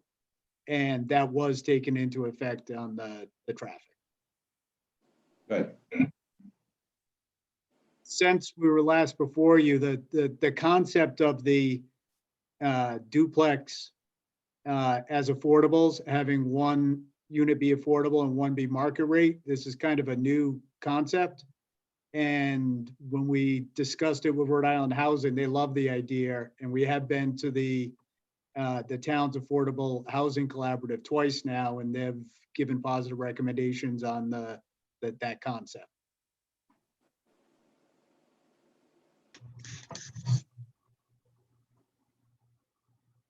Well, again, John, my main concern is the lack of accessible passive open space.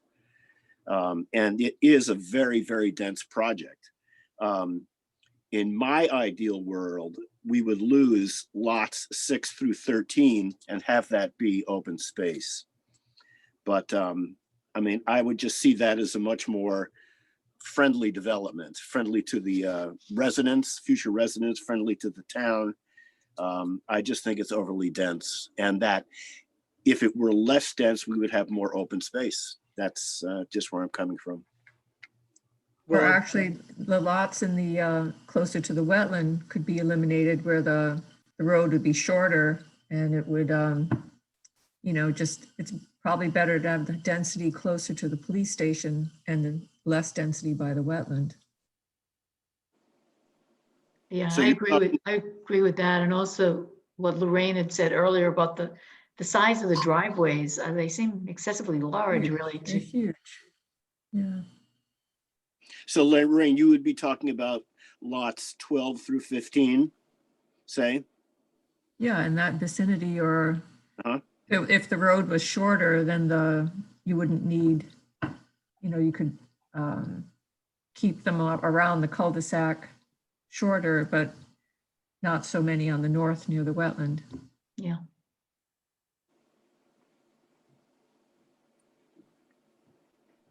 Well, I would note that the concept behind this is close to the core of the town. There are recreational areas you can walk to. I would agree if we were on the outskirts of town, it was a larger parcel. But the town needs affordable housing. And this is one of the few lots in town that works for this type of development. There's not many left like this. If we start reducing the number of lots, then you're reducing the affordable housing. And that's the whole concept with this development. This is Amy Goins. May I jump in? Sure. Hi, everyone. And I'm sorry I haven't met some of you in person. I think this is actually my first Conservation Commission meeting. So I've been listening. I just want to jump in on this one question of density. This is an advisory opinion to the planning board. We're at the preliminary plan stage now. That means they're vested for density, right? The density vesting occurs at the master plan stage. Doesn't mean it's set in stone forever, but it means that the approved density is what will govern going forward unless the engineering produced at the subsequent plan review stage shows that the land can't support the approved density. So I would encourage you in your discussion and your recommendation to the planning board to consider that. And if you have recommendations on conditions that will mitigate the impact of the approved vested density, you should certainly feel free to propose those. But I want to caution you against, and I've provided this advice to the planning board as well. You know, master plan density, that ship has sailed for the most part.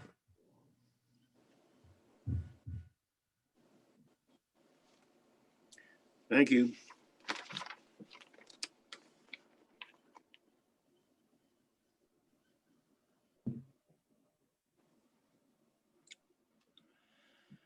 This is an advisory.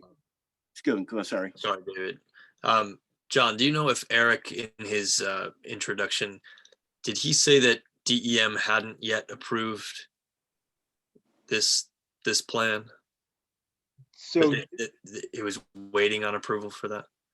DM has verified the wetlands. I believe we had the wetlands verified even before master plan. They have so with it's a little unusual. With the normal subdivision, you would have all your state approvals before you filed for preliminary. With a comprehensive permit, you have to show that you've filed all your state permits.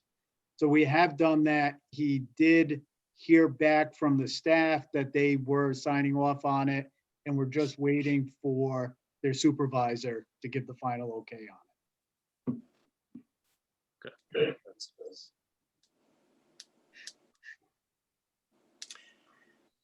Does anybody else have any further comments for John or for anyone?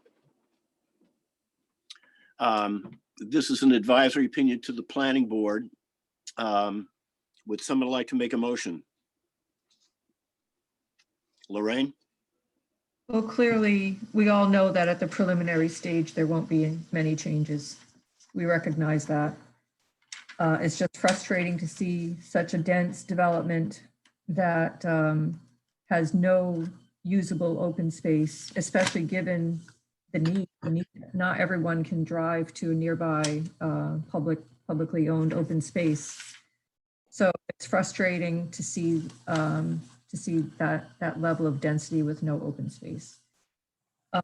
Otherwise, I think the major issues we've identified is that, as the planning board has already recognized, there's a great deal of impervious area, and the cul-de-sac should be left vegetated in the center, revegetated, possibly even as an infiltration area for stormwater runoff, or with trees and shrubs, and trees and shrubs.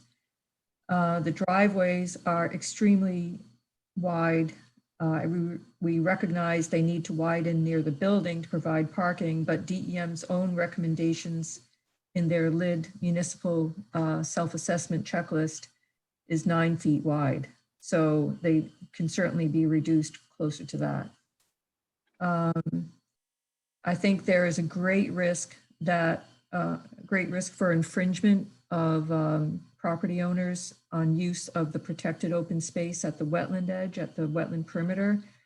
And I recommend fencing, not just posts, but fencing and tree planting at that edge with signage to clearly show that it's protected and shall not be infringed upon. And ideally, the homeowners association should have provisions for enforcing that and having some type of enforcement with reparations due if it's not enforced. That's good. Not sure if there's anything else that came up. One comment I have is if all of these duplexes will have a tenant, next door neighbor, who would make recommendations on the lease, including, things like parking and not impacting the wetlands and things like that, because they're not ownership, they're renters. Would someone make a recommendation on the lease that they would sign as far as wetlands and parking and other things that would disturb wetlands? We're gonna have a homeowners association with restrictions for the drainage and the open space, and they will apply to both the owners and the renters. Okay. So they would be enforceable against somebody renting one of the houses. Okay. So Lorraine, your motion would be that of approval to the planning board with those conditions as our concerns. I don't know if I'd go so far as approval, but to recommend those changes be added to the plan. Okay.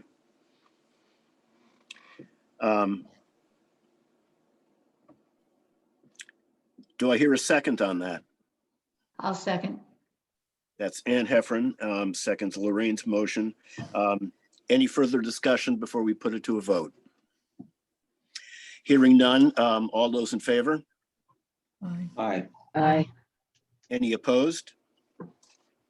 The motion passes. Great, thank you, and I'm going for good this time, Dave. Thank you.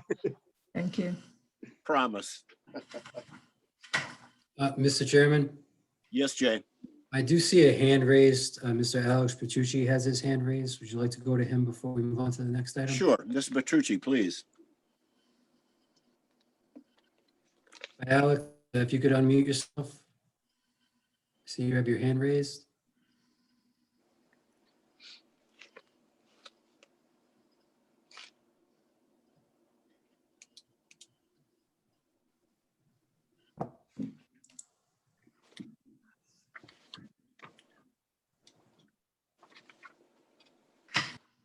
Alex, you there?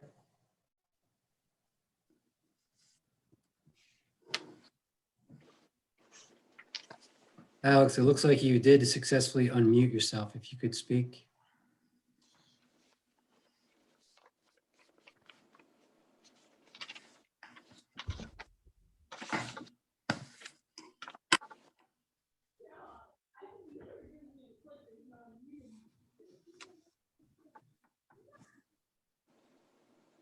Oh, he's gone. Okay.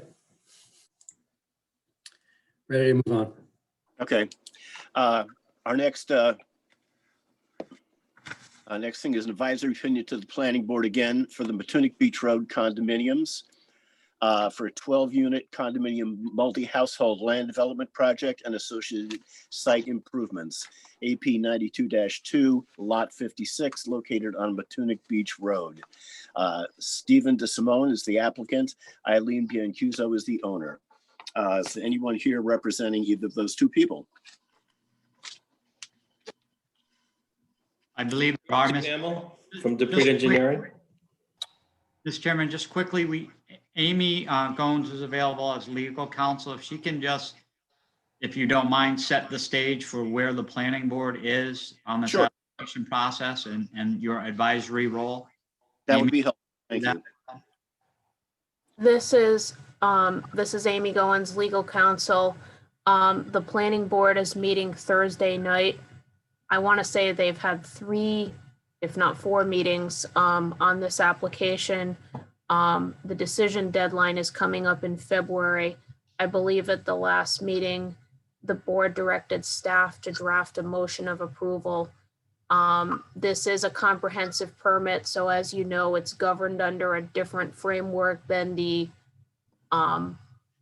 standard conventional subdivision or land development project.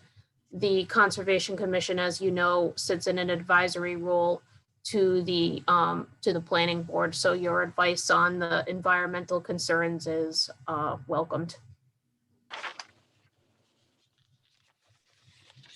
Michael Resnick, on behalf of the applicant, can you hear me? Yes, thank you. Thank you.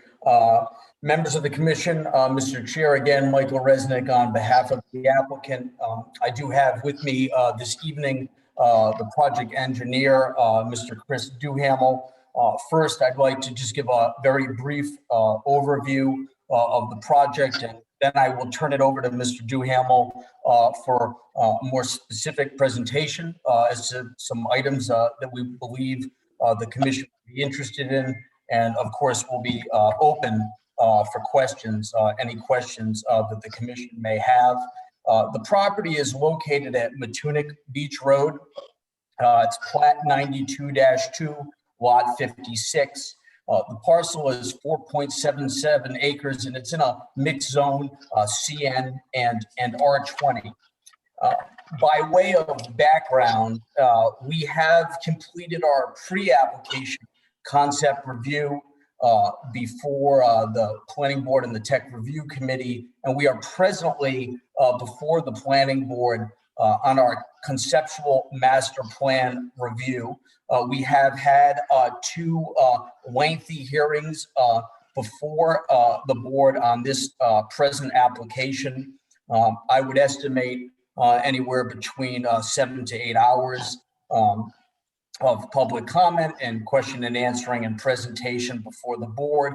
And we are presently scheduled for a meeting before the planning board on January 7th of this week. And so as the commission is aware, we still have before us our application for preliminary plan and also final plan. And I would remind the commission that, like the previous applicant and presentation, this is a comprehensive permit pursuant to state law for low medium income housing. And so the proposal right now is a 12-unit residential condominium complex in the form of 6 duplex structures, as is depicted on the site plan in front of you. Access is proposed via private driveway with the parcel's lot frontage located on Matunic Road. As Mr. Duhamel will discuss with you, we've proposed to manage the stormwater through the installation of various features on the eastern and western portion of the site. The development is proposed to be serviced by public water, and originally it was to be a single community on-site water treatment system to serve these 12 units. However, based on commentary from the planning board as well as the public, that's been changed to 6 units, so 1 unit to serve each of the structures. And again, this is a comprehensive permit application, so 25% of these units, 3 units, will be deed restricted as low to moderate income housing. I also think it's important to share with the commission some of the background of this project because it was first before the planning board for review back in May 30th of 2019. And at that time, the applicant was actually proposing 24 units.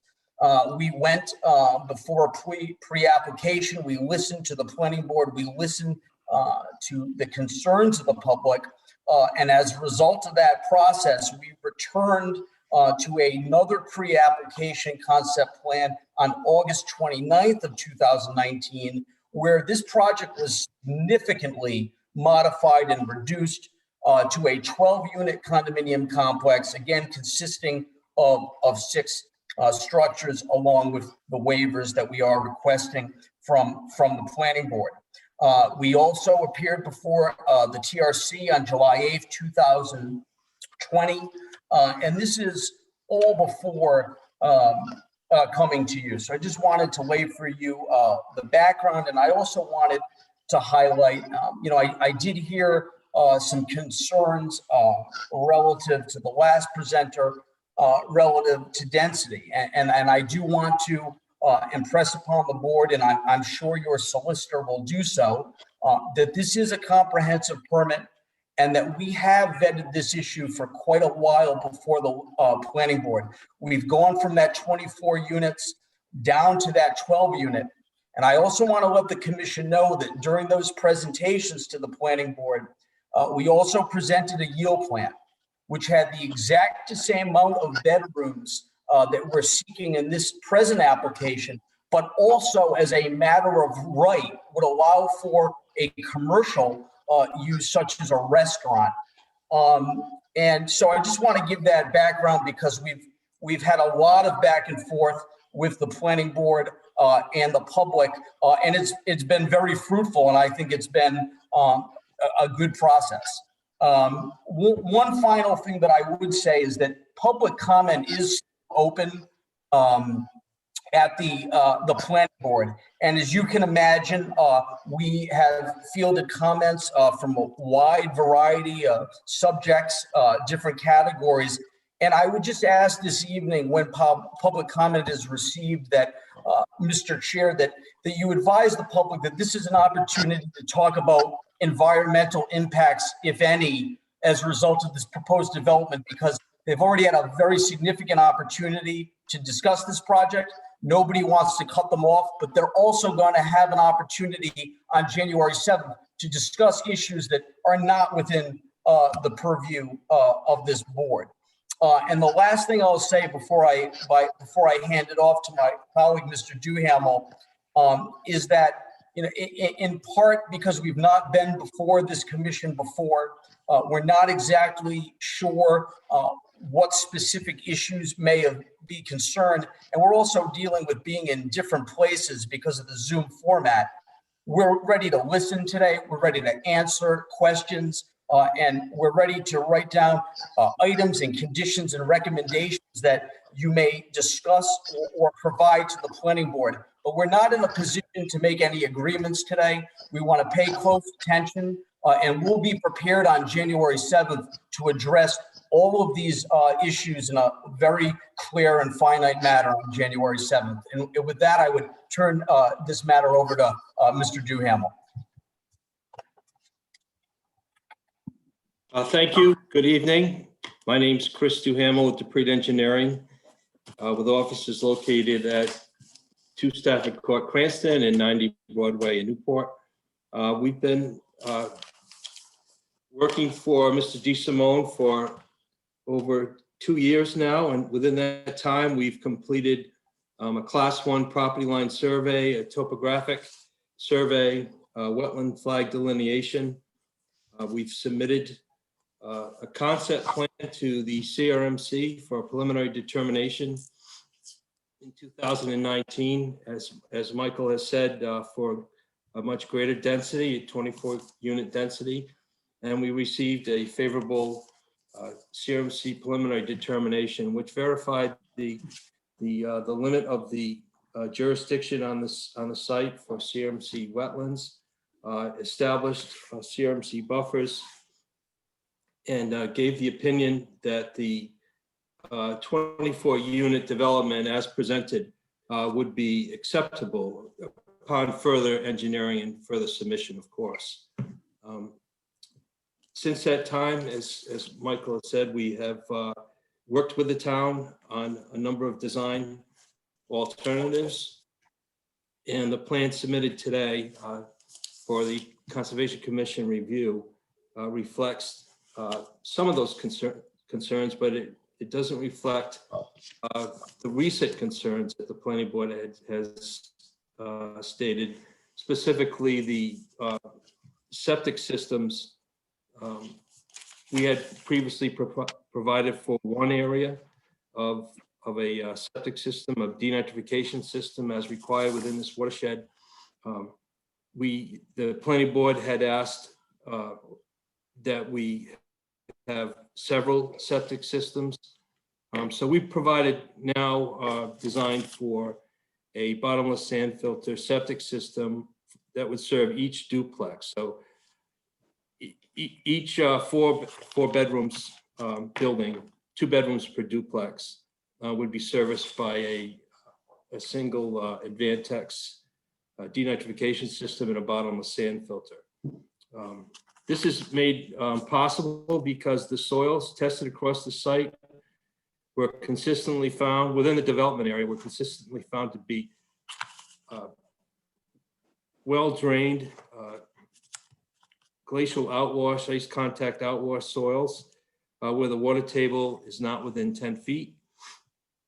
So this optimum soils from a DEM classification presentation allows for many areas that could be suitable for the septic systems, and that's what we can do. Another benefit of having the bottomless sand filter septic system for each building allows for a more compact design.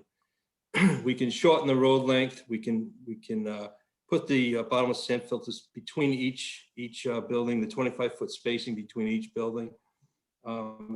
So it makes for a more compact design and less expansive use across the site.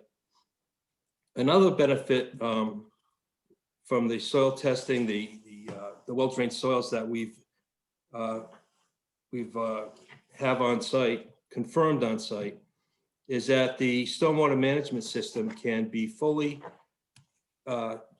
built within the road profile to have a pervious road profile that has a storage volume under the road, a stone volume that would capture the 100-year runoff rate of the pavement structure, capture the 100-year runoff rate of the roof leaders, and route that to the stone reservoir located under the roadway.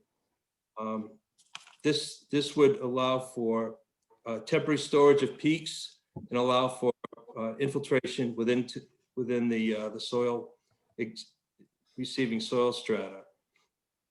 An advantage of this also is that we had proposed on the master plan that we would need an expansive extended dry detention basin to the east that leads towards the CMC wetland. That would no longer be required because we can route all the stormwater underneath the roadway, have it infiltrate, and meet the strict requirements of CRMC and the stormwater manual requirements for infiltration of volume and water quality improvements. So this proposed development seeks to keep all of any residential structures outside of there's a FEMA AE zone located on the east and on the west of the site at elevation 12. And we can keep the buildings generally out of that AE zone at this time. Certainly if within any additional survey, we could actually pick the buildings up so that all the slabs would be above the FEMA AE zone, so we wouldn't be jeopardizing any future homeowners with the location of the buildings within the floodplain. Excuse me.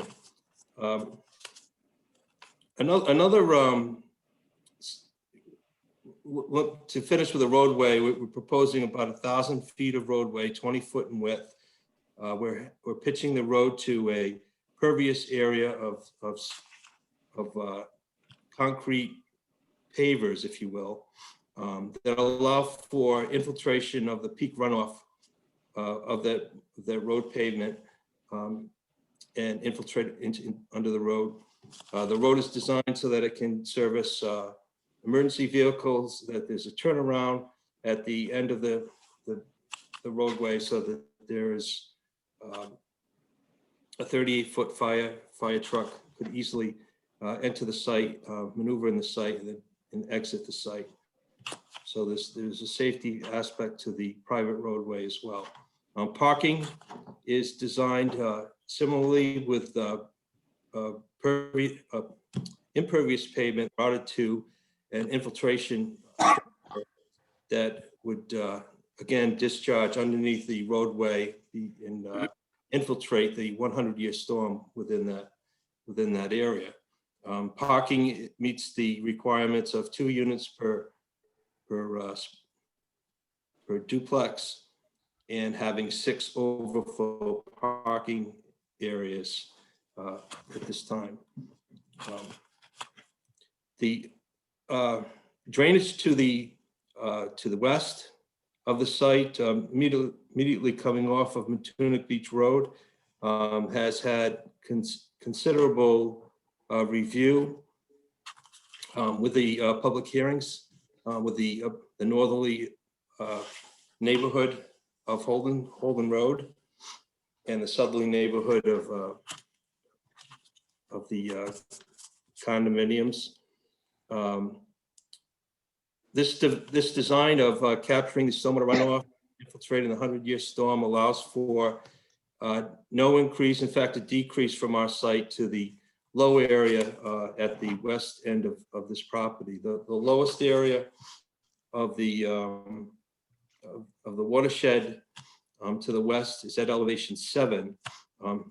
There's a peak about 700 feet into the site of elevation 22. And at that peak, everything would drain towards the low area, that elevation 7. But we would not have any discharge from any of the impervious surfaces. So we'll have a decrease in runoff leading to that low point.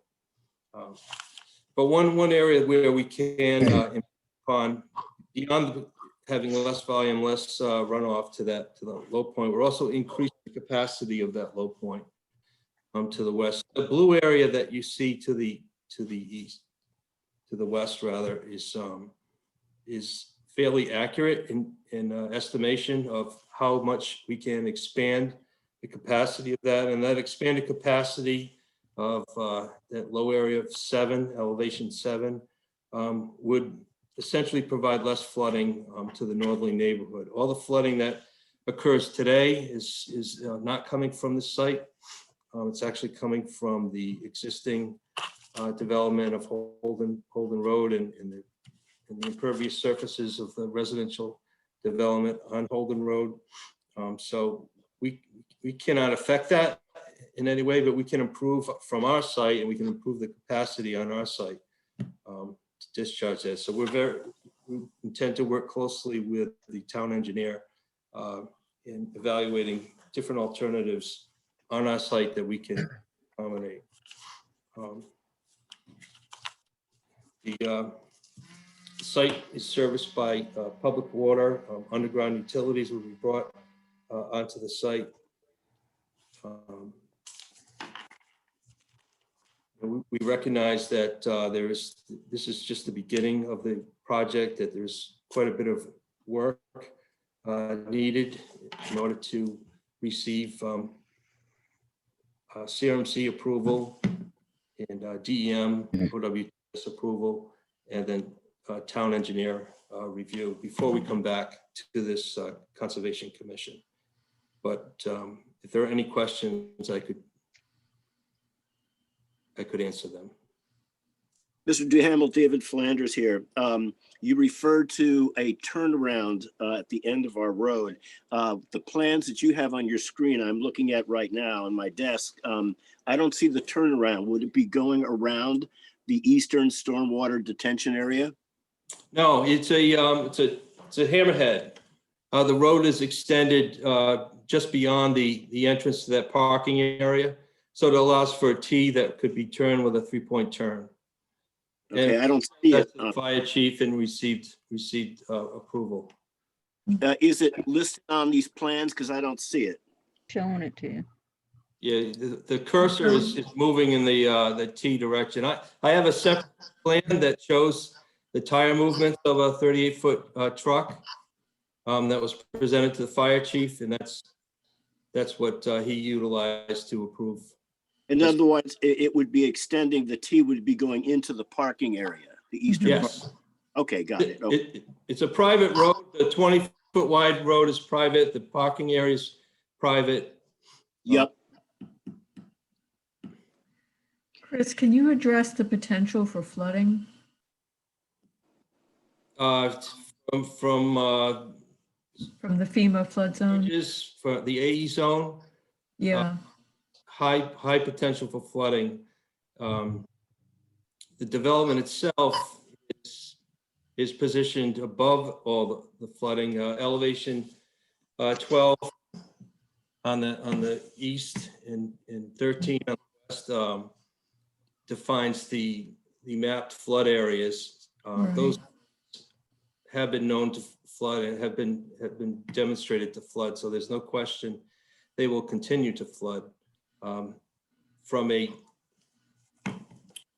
there's nothing that we can do obviously to prevent that other than to avoid the buildings themselves are slabs on grade. They're not going to have foundations that would cause greater FEMA insurance issues.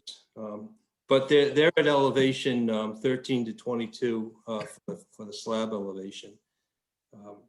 So they're above all the floodplains. The stormwater drainage, we've incorporated low impact development as much as we possibly can. We have a 20-foot wide private driveway, which meets fire code,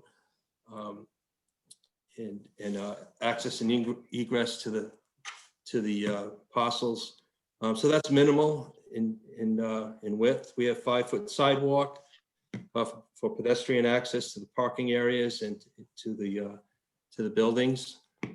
So that's minimal for lid. Other than that, we don't have any other expansive impervious uses on the site. That the impervious cover and stormwater treatment looks good. I'm wondering about any projections for higher flood level in the future.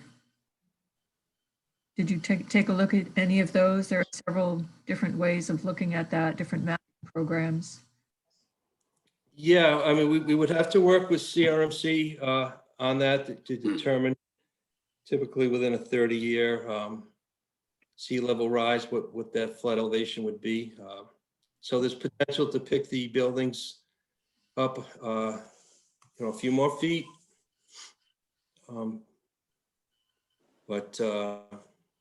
Well, perhaps the real issue is safety in terms of access out, leaving the area in case it seems like the exits, the two ends are lowest. So leaving the property during a high water event could be a dangerous situation. I would agree with that. Matunic Beach Road is certainly within the floodplain as well. So this use, this residential use would have to adhere to public safety and not ride out the storm. Chris, what was your thinking regarding the driveway? You're proposing rolled oil and stone. Why not just have it be gravel to keep it pervious?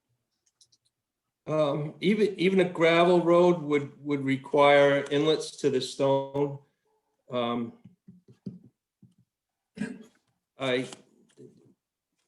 We've been successful with pervious pavement in commercial applications and residential applications. In this coastal application, we were concerned with sand flies everywhere.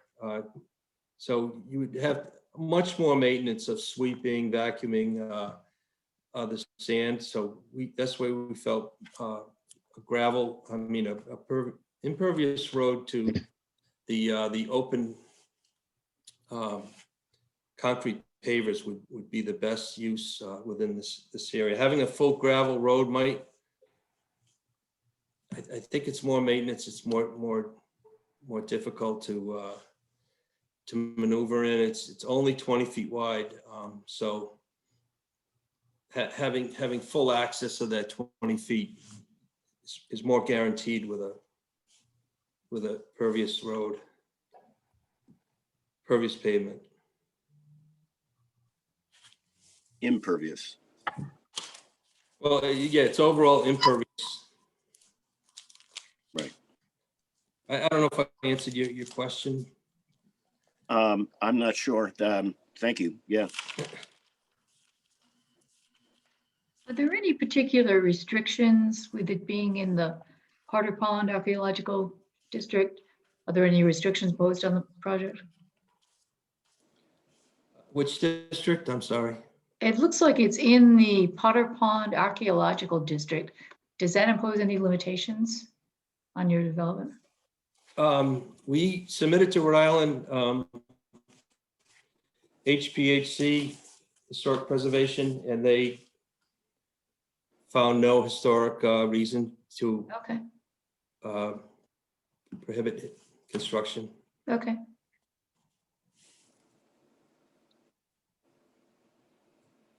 So from your comments earlier, the removal of that central wastewater system, how much does that alter the spacing between the buildings at that point? You mentioned the potential to Allows shorten the road as well. Shortening the road, I can check real quick, about 100 feet.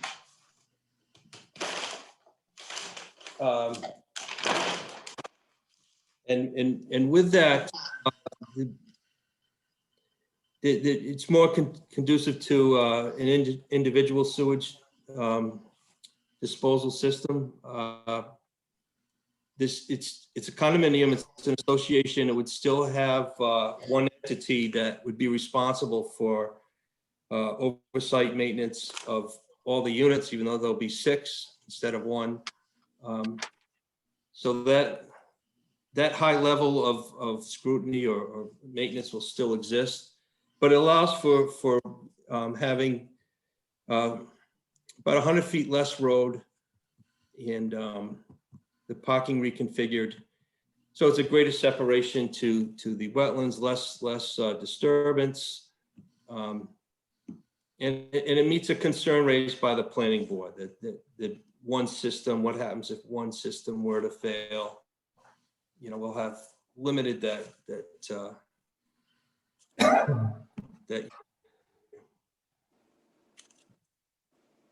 Would it also modestly limit the proximity of the outermost units to that flood margin that's showing there? Well, we're pulling it away from the east side. Okay. A better separation. So certainly within that area, yes.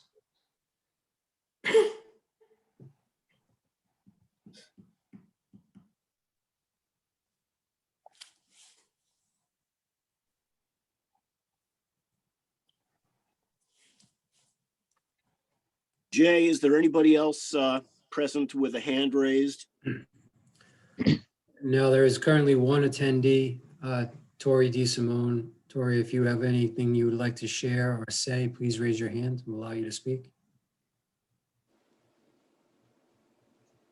I think that's Steve DeSimone. I believe that's Stephen, yeah. But Stephen was logged in already. Oh, okay. Yeah, Stephen's logged in. I am logged in. That's my mother.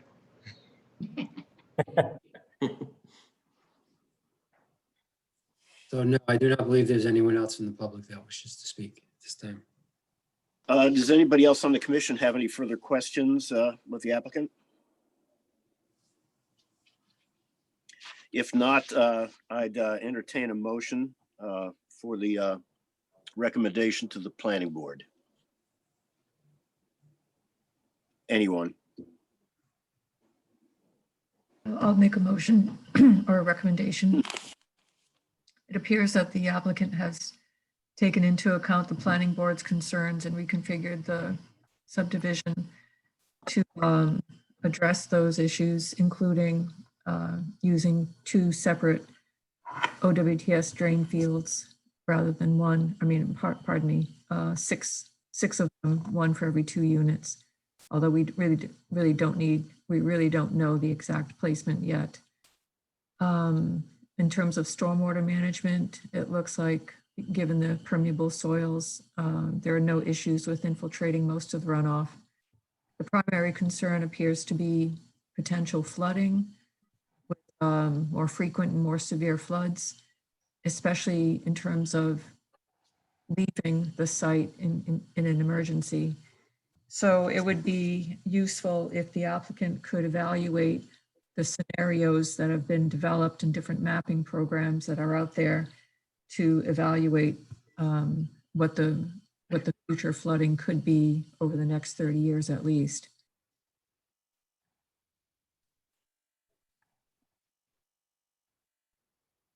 Lorraine has made a motion. Do I hear a second?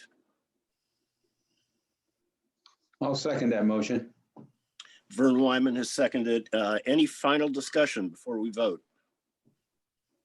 Okay, I'd ask that everybody in favor say aye. Aye. Aye. Aye. Any opposed? The motion passes. Thanks very much. Thank you. Thank you very much, Mr. Chairman, commission members. Have a nice evening. You You too. too. You too. Mr. Chair, I'm going to leave you as well. Happy New Year to everyone. And if anyone has any general questions on anything related to, you all know much more about conservation than I do, but land use in general, feel free to reach out. Amy, Thanks, Amy, where are you that the sun is still shining? That's the office when the sun is shining. That was, Oh, I got you. It's yeah, back. that's a nice springtime picture of the office. So you don't see my messy basement. Amy, thank you. Have a good night. Thank you. Good night, everyone. Our next item is proposed not changes to DEM rules and regulations governing the administration and enforcement of the Freshwater Wetlands Act. And we all got the information from staff. My concerns are the obvious ones. Let me see where. We have until January 8th to file an advisory letter to DEM. And my concerns are reducing the various buffers in each case. On page 5 of the larger text, we have reducing the buffer zone from 200 to 150 feet for other listed large rivers. Reducing the buffer zone from 200 to 150 feet along the Blackstone River and portions of the south branch of the Patuxent River. Reducing the buffer zone from 200 to 100 feet for listed large rivers. Reducing the buffer zone from 100 to 50 feet for other rivers and streams in urbanized settings. And on page 7, reducing the buffer zone from 50 to 25 feet around swamps in urban regions. And I guess that was it. Does anybody else have any other concerns? Otherwise, I'd like to, list these formally so that staff might write up a letter that I would sign after the meeting. The 8th is Friday and today's Tuesday, so we would have to act on that if we. I would open discussion for the commission on any of these reductions of buffer areas. David, I think they extended that until, I think, the 22nd. Oh, okay. Have that information in front of you? I do not. Jay might have it. I might have it. Let me.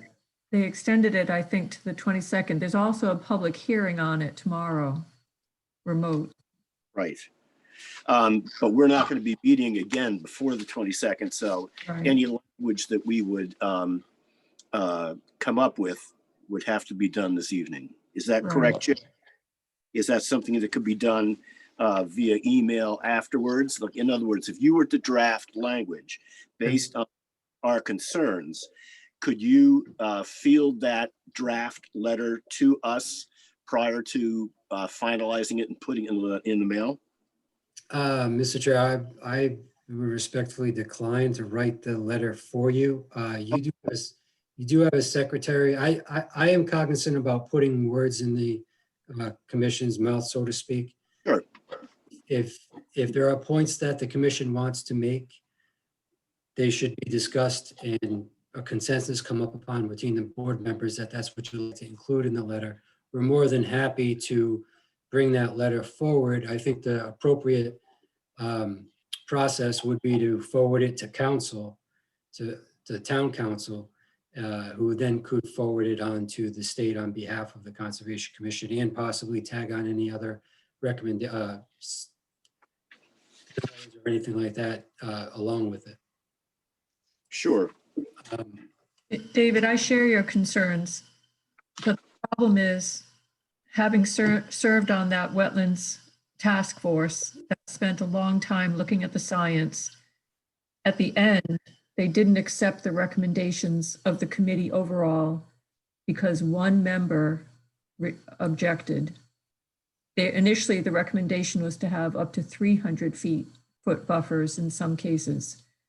So given that they didn't really abide by the recommendations of a broad-based committee, they accepted, they just changed it. And they've held several meetings. They seem to be trying to rush this through. I think it's worthwhile commenting on these issues, but I don't have a lot of confidence that they're actually going to increase the buffers from these reduced levels that they're proposing. Okay. And to Lorraine's point, I can confirm her and I have been at quite a few of these meetings from the get-go, and they seem to, the comments that even the planning, the local planners and planning departments have made, they seem to have fallen on deaf ears. A lot of issues that were brought up still remain. They haven't been addressed. It's quite disheartening actually to kind of be a part of it and not have a voice actually truly heard. Okay. Responded to. I agree completely. Yeah. And Right. just to confirm, the comments has been extended to the January 22nd at 4 p.m. is the deadline. Okay. Well, I thank you for that input. I wasn't aware of the internal workings. So thank you. So it's not to be completely discouraging. I think there is some opportunity to maintain control over impacts to wetlands in other ways, maybe through stormwater management ordinances, other types of land use changes, enforcing low impact development for one thing. So I think there are other ways. It just can't be labeled a setback. Yep. Wetland. Okay. I guess one observation I had was just that the process is also designed to make the review process more expedient, with the idea that DEM coordinates with the municipalities. But I don't know about the practicality of that actually happening, because when you consider the level of detail we go into when we look at these developments as well. That's just one exposure that I think is there, at least in black and white. It would have to be proven through practice. It also seemed to me that besides reducing those setbacks, that their goal is to have everything controlled from the state level as a one size fits all. Well, that was the intent of the original legislation that the builders pushed through. Yep. They wanted everything uniform. Yep. Okay. Well, thank you for the input. Anybody else have any other comments on that issue? Let's move on. Excuse me, I'm just wondering, Jay, are you going to be submitting comments at all? No, I mean, I plan on attending the hearing tomorrow at 1. But I'm disheartened through the whole process. Yeah, I am too. It's been a waste of time, and from that meeting that we had at the North Kingstown Library, when they sat there as if they had to, and they almost didn't want to hear from us. Right. It's kind of like, just take us out of the equation. If you don't want public comment, don't ask for it. Yeah. Yeah, that part is the hardest because it's the local planners and local residents that know what the issues are. And for them to just not want to hear that, not want to have the municipal officials involved when at an early stage, they're just shooting themselves in the foot. Mr. Chairman, if I may. Yes. Just a quick comment, and I understand your discussion and frustration. But if you were to entertain a motion regarding the reduction of setbacks and your concern about that and the loss of some regulatory control at the local level, it may be pertinent to Lorraine's point that with that, you add that, the commission and or the town look at other avenues associated with regulatory views at the local level, to that point of low impact development, Right. low impact design standards, Yep. stormwater management as we look at regulations in the future.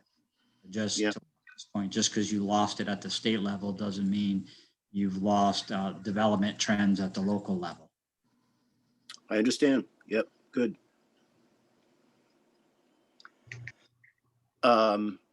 Let's move on to item G, correspondence and public comment. Jay, do you have any correspondence? You skipped one, Mr. Chairman, number 5. Oh, yes, 2021 cut, yes. The meeting schedule and also, well, you sent the meeting schedule to us. We remain still on the second Tuesday of each month. This is a requirement of the Secretary of State that each board and commission for a town file their annual schedule of meetings for each year in January. Well, actually, Right. should have been December, but we're over into January. Yep. That meeting schedule is basically reflective of your typical schedule that you always adhere to. Right. Does anybody in the commission have any problems or conflicts with continuing based on the schedule that Jay forwarded to us? No. No. Jay, I don't know that you need a motion on this. Everybody seems to be on board with maintaining what we currently have the way you laid it out.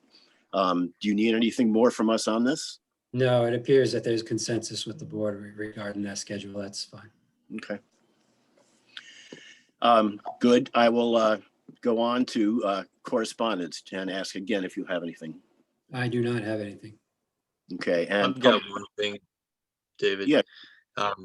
I got an email earlier today from the chair of the Sustainability Committee, who wanted me to point out that next week, let me see if I can call up the exact time. Next Wednesday, January 13th from 5:30 to 7 p.m. There's a public forum addressing the climate crisis. There's a link on the town's website. If you scroll down, there's a link to the Zoom meeting for that. But next Wednesday, January 13th, 5:30 to 7. And would that link be through the Sustainability Committee? I believe so. Yeah, it's a Zoom meeting being hosted through the Sustainability Committee. Good. Thank you. Okay. Jay, do you have any kind of update from on the planning department activities?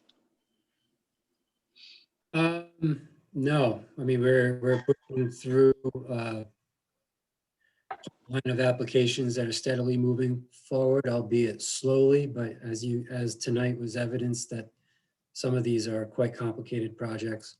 Yep. Nothing new to add, really. Okay. Our next meeting is going to be February 2nd, as I see it. Yep. And You guys gonna have birthday? You guys gonna have birthday cake for me that night? is it your birthday? It is. Well, the answer is yes, of course. You can virtually eat it. Well, we should each We bring a eat so cupcake. well at these meetings, right? So. We should each bring a cupcake with a little candle and we'll blow it out for Jay. That's Are you a Pisces, Jay? Are you? Aquarius. What? Aquarius. Oh, I like long walks on the beach. well, you like water.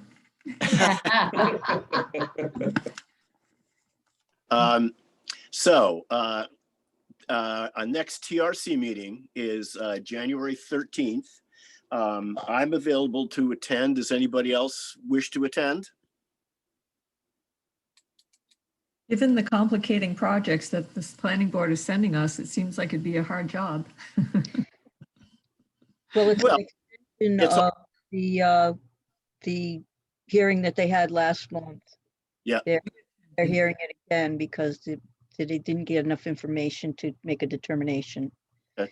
And it's the Compassion Center in town that's going to be behind D'Angelo's and across the street from Bagels with a Z.